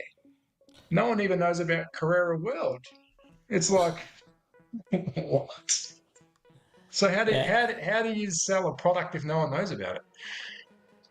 I don't know, maybe Tell me they that. should focus more on the entry level stuff than like the big scale stuff, like just the 143rd, because you got to hook somebody into something. I think once you hook somebody, maybe it'll get them more interested in it. Because again, 143rd is you know, the biggest market for yeah, Carrera in its own backyard. That's yeah, all they stock on the shelves. I didn't see anything else. But yeah. wasn't many shops that stocked it. I went to Smith's, which was their old Toys R Us, and there was a section, no word of a lie, 2 t-shirts wide with just a little bit of, and this is a big chain now. This is the Toys R Us of their part of the world, and it was 2 t-shirts wide of Carrera Go. That was it. That's the marketing. There is one hobby store, believe it, down here. It's only like about 10 miles from where I live in North Carolina. It's a full blown store because when you walk in, believe it or not, they have Carrera 132 and Go. I was shocked when I turned the corner. I went, "Whoa!" You talk about getting blasted by someone. Wow, I never seen that much, slot car Right. stuff in an actual hobby. And these I'll guys are show you. dedicated to everything, RC and everything. They're a full blown hobby shop, and to have that is kind of like a big extra because you could get a car there and a track. So And my it's easy video to of get. Electric Dreams is coming out. If you want to see who holds all the stock in the world, it will be Electric Dreams. If you have a look at the video when I release it, they've got everything. But that's the only shop I've ever seen. It would be $3 or $4 million worth of product. Won't you see it? It's insane. They show it to the public. It's friggin' insane. It's a warehouse full of slot cars. You name whatever brand, but that's the only place that's invested that much because they can. There's a big backing behind it, and they can do that. But go to your local toy shop, especially here in Australia, and I can say on Europe, and there's none. So You are we know, beating a dead maybe horse? Are we flogging a dead horse? maybe we're going about the whole videos the wrong way. I know Shane with Hughes Slot Cars, he mentioned something one day, I think in his videos, about how you've got people going viral on YouTube doing some really stupid stuff. So maybe it needs to be the thick old guys in speedos playing with slot cars. I mean, I Well, guarantee you. well, I know. I I've guarantee seen a couple of somebody would videos. watch that. Wait a second. We say that the slot cars haven't gone viral, but I have a couple of videos that I can pinpoint that have 1.5 million views and stuff in slot car world. It's just not us. It's channels that do No, toys. but that's like a handful. That's a handful. Exactly. Mate. I understand. But there is like it does have its. There's people that will watch it. It's just we're too serious about our hobby. That's the problem that I feel. Like, the cars have to be perfect. This have to be like, we're too deep into a hobby. Mag, non-mag. Like, I don't know. Like, I just find like there's barrier to entry when it comes to like the hobby can be a little bit intimidating. Like we said, like you went to a commercial shop and you don't feel at home, or you get a slot car track and after you're done with it at Christmas you put it away because you don't know where to go with it, right? Where do you take it? Where do you take it further? I think those are the things that we need to solve. And there's people that have been doing this for years, like Dave Kennedy's and people that have been working with the bigger companies. I don't know the answers. All I know is that I have fun buying cars. I love the cars. I love my tracks, and I love to shoot these things. So, like, I love making videos with these cars, and that's what it's all about for me. And if I can bring that joy and that passion in, that's what I'll do. And that's what I can contribute. I think that's what George contributes, and that's what you, Travis, do with your news segments, and Dave does with his news segments. We just keep on plugging away. Are we going to make a difference? I don't know. Are the manufacturers going to listen to us and come to the table? I don't know. But the more Hughes wasn't around 6 months ago, he's here now. I wasn't around 2 years ago. I'm here now. We are still bringing more and more people. Slot Car Wildman here now. Like, there's people coming. Danny, all these people are coming on board. There's a lot of us coming on board now, and it's going to take time. We talk about Lego. Those are channels that have been around for years. They're not 1 year old or 2 years old. That's what we said at the start. This started a bit too late. This started a lot later in the social media world. Yes, we've had forums, we've had a lot of the old school style, but this new style of entertainment, we'll call it, started a bit later than them. But there's got to be concrete, and this is the concrete.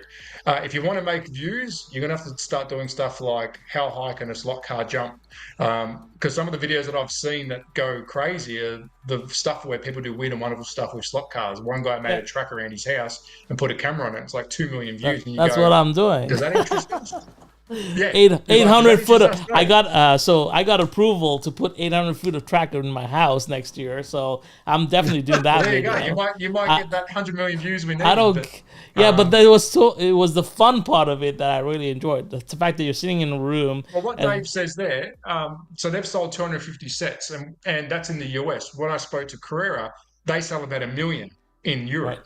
So if you look at the big companies, that's 1.2 million that they are selling compared to, diecast car, we can't compare, but that's the biggest sales. 1 million in Europe, 250,000 in, it'd be a lot less here in Australia. We're going to take it out of the niche realm, and it comes down to marketing, promotion, but this is the groundwork, I guess. We won't see the fruits. The fruits hopefully come in about 20 years' time. When we're like, well, I won't be here then.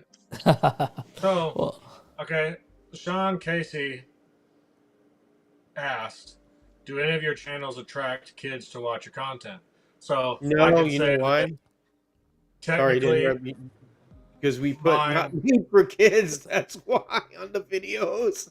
If you do, I always click not made for kids because sorry, I didn't interrupt you, but that's kind of one of the reasons why kids don't watch it for me. I put not made for kids when I put the post videos. So and then I do the same thing. I put not made for kids because I have no idea when I'm gonna accidentally cuss. Say a bad word. They're have a kid handle the soldering iron, they burn themselves, and then they come see you. Yeah, but if you click for kids, you can't comment on it, and it won't be sent out to the masses. No, you can't click for kids, otherwise it won't get out there. Now, if I did like a Mario Kart one. Well, here's a kicker, right? Here you go. Like, show me slot cars. The average age of viewers on my channel is over 55, right? So, I just noticed that ever since I did the tech segment to my channel, I've got younger viewers tuning in. And you know what? Some people are going into the tech Travis part has of a it. real good point. Maybe we should gear some videos for children. Maybe we should just put, like a Mario Kart thing. Hell, that's a good way to get more into the masses is get the children. Because there's slot car Olympics. That's a video I'm working on at the moment. High jump. How high can a slot car jump? How far can a slot car jump? That stuff kids will watch because they want to see crashes and bangs. Yeah, because you have YouTube Kids. So I assume that whatever you mark for kids is going to go to YouTube Kids. Well, I'm So- setting my track on fire, boys. There you go. How about that? I'm not joking. I know you guys are laughing, but it's coming. That's I have the whole. That's- I'm setting the track on fire, dude. Like, I'm not joking. Like, I've already planned it all out. I got a separate track for this and everything. Watch my Halloween special is coming out in a couple of weeks. It's so stupid. It's crazy. But I got these That's it. full. I'm going OnlyFans. I'm taking my channel into OnlyFans. That's it. Well, yeah, there you go. I'm gonna do ASMR with a Slot bikini cars girl. That's what after I'm gonna hours. do. No, just kidding. We're gonna get cut off by Pete just now. Yeah, I did swear on Pete's show. Hey, Anyway, Let's get Raul demonetized. Start cussing everyone. go ahead. I don't care. Like I told you, I already got 1,000. My goal was get 1,000 subscribers. I'm here. I got 36 more than 1,000. I got room to spare now. Okay, go for it. Go nuts. Yes. Let's see. Well, this was an interesting discussion. I was talking about being a slotaholic, and we ended up having a discussion about the hobby itself. I appreciate that. Well, it's But great having Travis to add to it because he adds a lot of 100%. words to what we're talking about. Trav, this is your first time on the channel. Thank you so much, man. It was awesome. Is it? Yeah. Mm-hmm. You done me a favor, brother. Why? You dropped in. Yeah, you dropped in. It's good, man. Well, I'm in Australia, so it's daytime, baby. It's not like 2 a.m. in the morning. Excellent. Well, I stay up till 4:30 for Pete. 4:30 in the morning Yeah, but you're every crazy. Saturday, but You're crazy. it's fun. I have to. He's always helped me. He's helped me a lot. But anyway, Hey, Sunday slot cars. If Billy is in here in the video, it'll be demonetized. That's true. Bring he's Billy here out. already. I wanna Billy's say hello to here. Billy. Billy's here. He won't demonetize me because then I won't buy any more slot cars from him. Cut him off. Blackmail. It's like ransom. Billy. You guys, stop it. Yeah. Well. All right. So, any other questions in the chat? No. I was gonna say on the kid stuff, you know, like my nephew comes over here and he watches all those kid videos on there, and some of them just crack me up because you have adults and I on there, and I feel like it's worse than watching Barney. And I'm like, how can you sit there and talk like that? I mean, I know the kids watch it, but it's just like it's horrible to watch as an adult. You know what's another one is when you have guys playing the video games for kids, and you have that commentating. Oh yeah. My grandson really gets hooked onto that, and I watch them that, and they're very clean, they're very careful, but some of those guys are funny, man, and that's what makes it entertaining, and it keeps the kids coming back. You know, they make it fun. Well, I think if we add some other slot car non-related, so like I think you guys said before I came on about, should we see some different hobbies on the channel?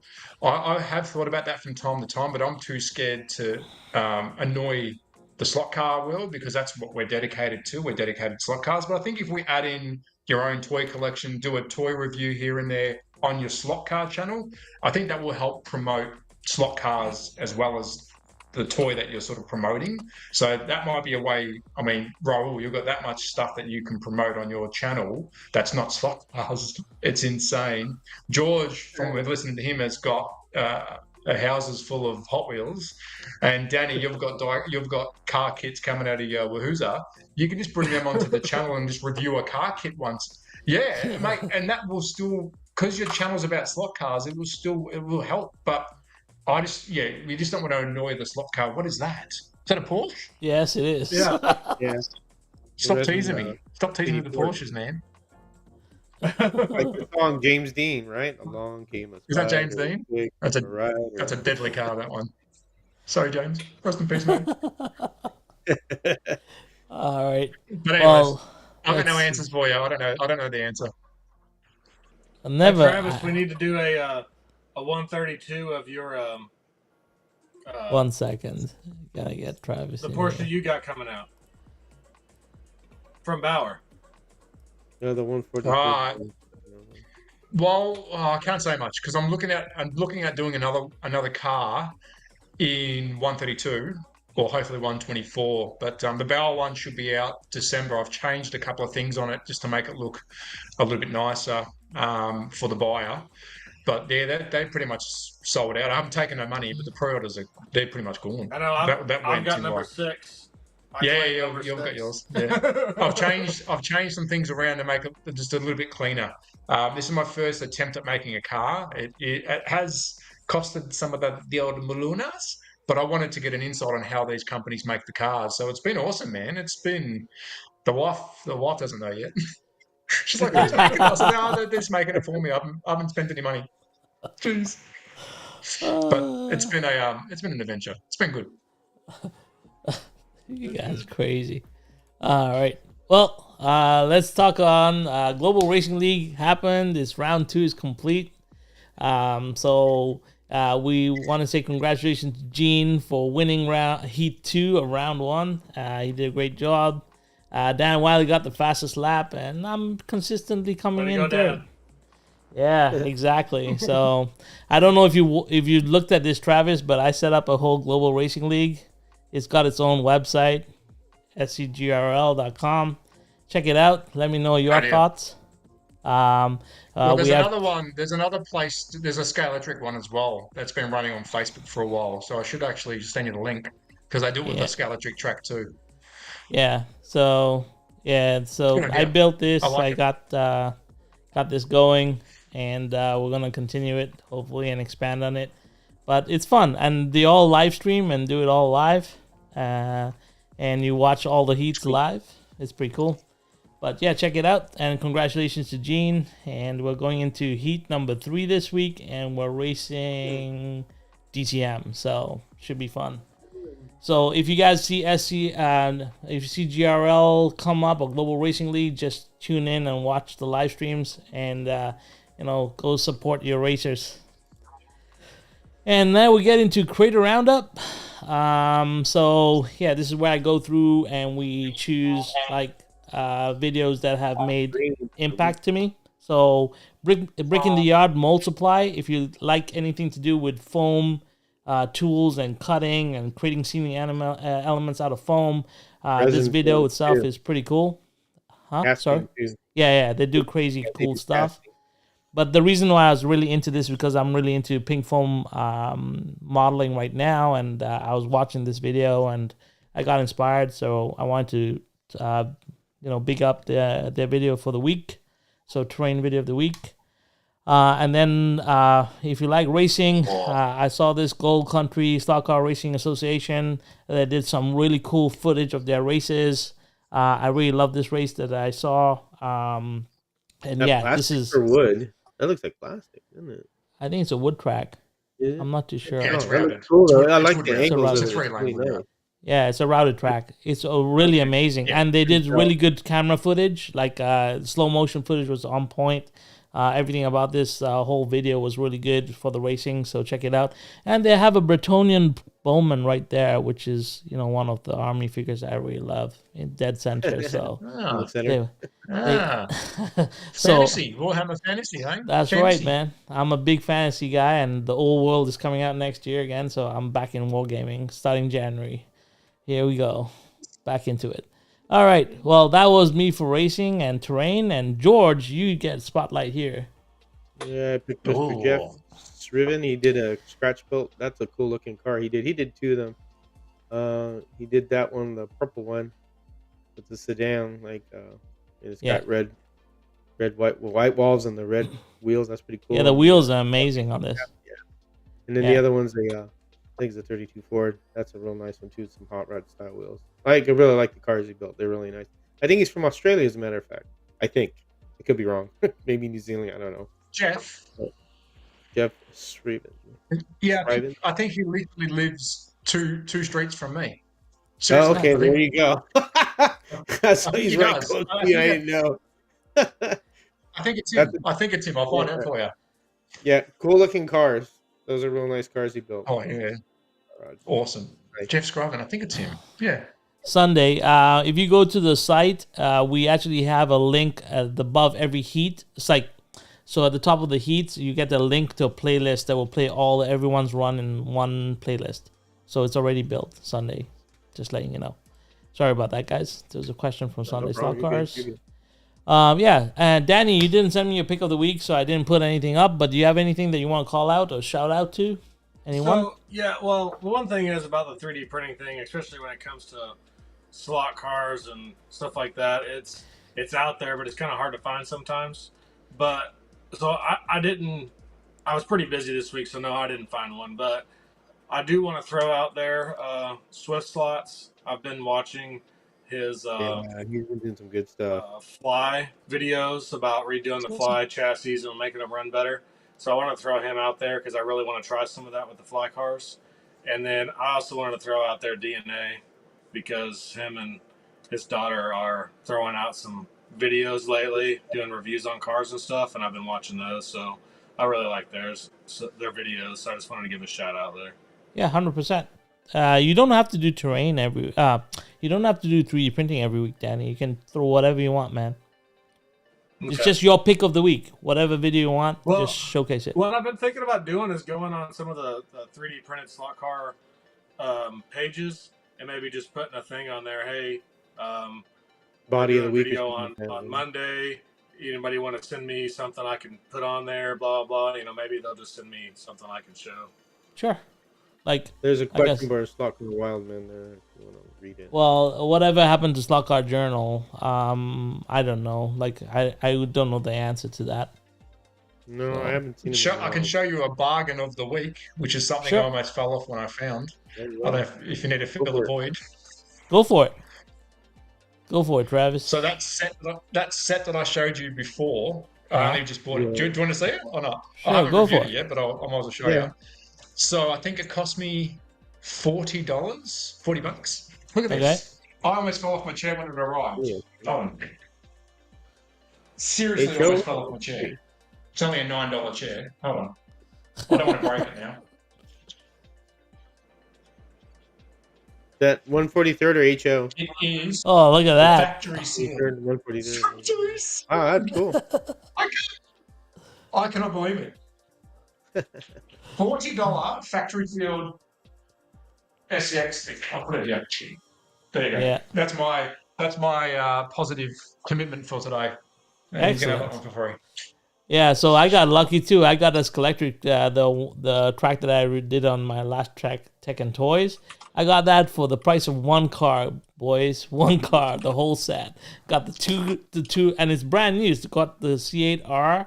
It's got the M3 copper car from the UK, which I wanted, and it's got this whole track, which is what I'm setting on fire. So yes, got it.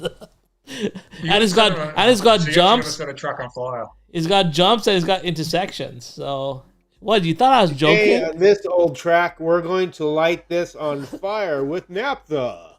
That's gonna be your no. So I've done my homework. Don't push that to the kids. I've done my homework. So something that I've really been into these days, and I don't know, I'm big into videography and photography. So something I really got into is toy photography. And if you guys haven't seen that stuff, you gotta check it out. It's really cool. And what they do is a lot of fireworks and stuff.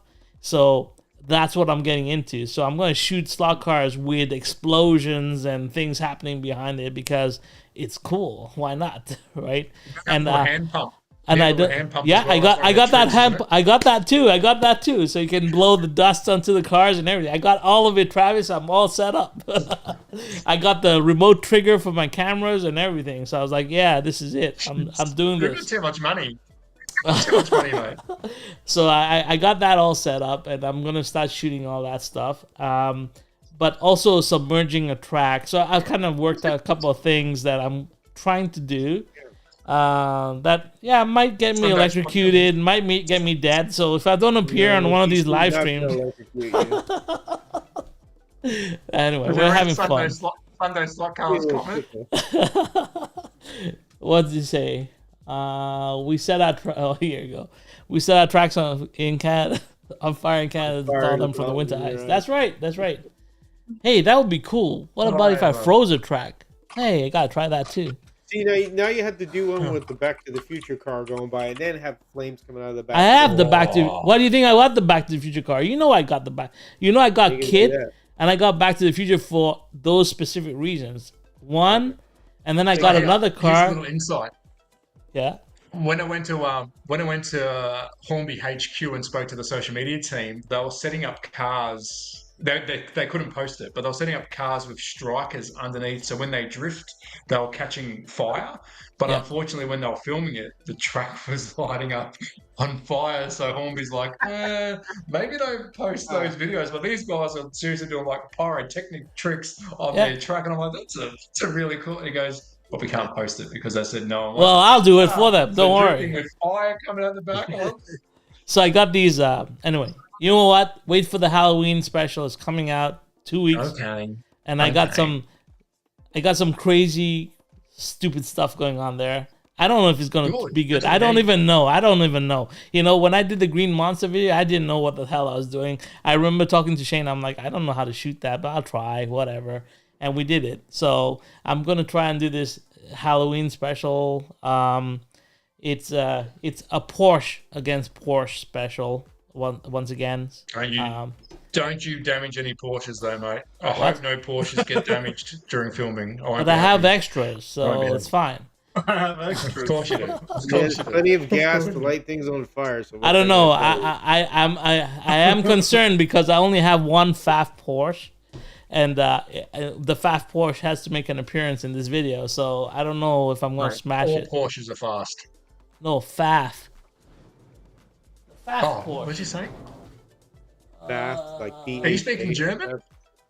You know FAF, the plaid one, the plaid Porsche from Electric. Oh, plaid. FAF, it's the company that made the Porsche is FAF. from FAF. I thought you were saying How many? fast. I'm like, Shall I say it in Spanish? Oh. Yeah, say it in Spanish. Go ahead, George. Maybe he'll understand.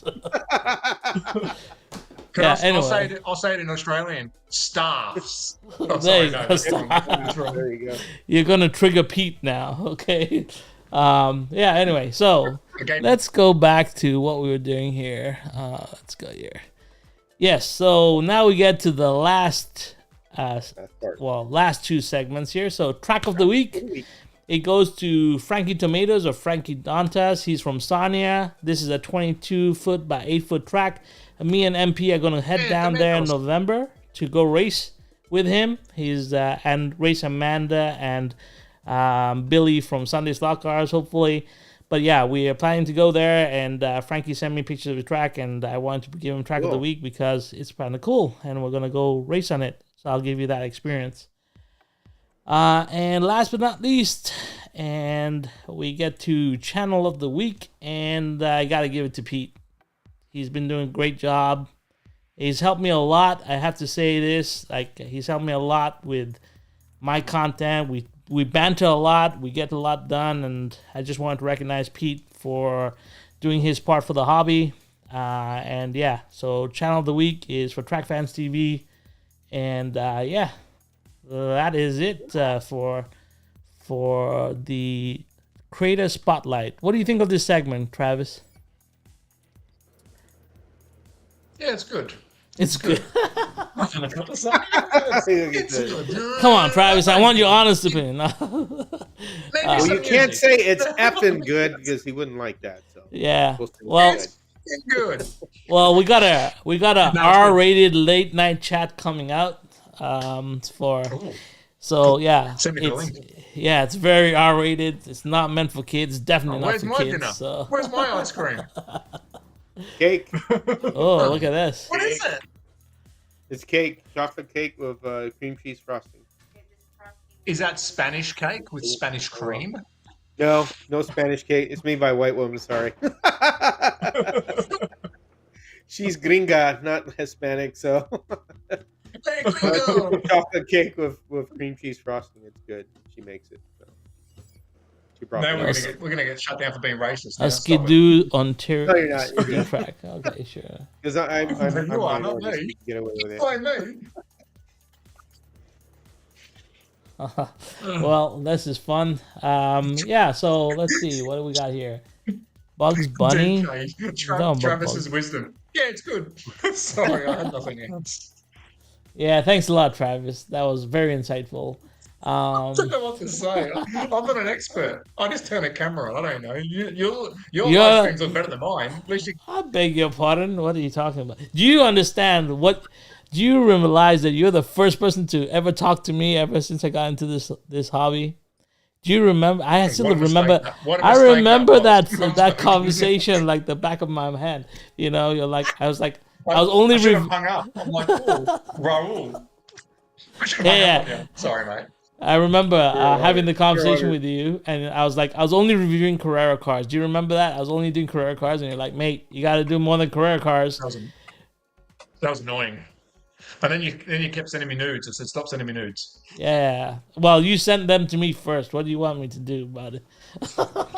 Guess what? I'm gonna go now and have some lunch before I lose me. Anyways, all right. I'm gonna All right, go Trav. and get some lunch now, mate. I wanted to jump on and say thanks g'day. thanks Danny, it for. was nice meeting you. George, about time we said g'day. Dude. I see your face a lot, but now that you're sitting up here, it's good to see you. Give me a high five, George. Are we on the same page? Wrong way. The other way. I'm trying to get it right. I had to Yeah, Danny, get in there. What is this? Oh, how am I doing this? What is this? What is this? Here we go. Yeah. Well, I don't know. Forget it. I'll see you when I set the track on fire later. All right, boys. Send me the next nude. Here it is. Yeah. Oh yeah. Stop joking. Go on, here we go. Yeah. I'll make Pete send you his nude first. Okay. Yeah, but I'm going to zoom in on his. All right, gotta go now. Bye. Bye, Trav. Yeah. Oh, crazy man. Anyway, well, that was fun, guys. All the guys in the chat, we didn't get a lot of time to go through all the chat, but I appreciate you all being here. We had a crazy, cool conversation. We had a crazy legend drop in. Thank you to George. Thank you to Danny. Yeah, it was cool. And thanks to everyone in the chat. We'll catch you next week. And stay safe and have fun on rails, guys. Take care. See you later. Thanks for coming. Bye.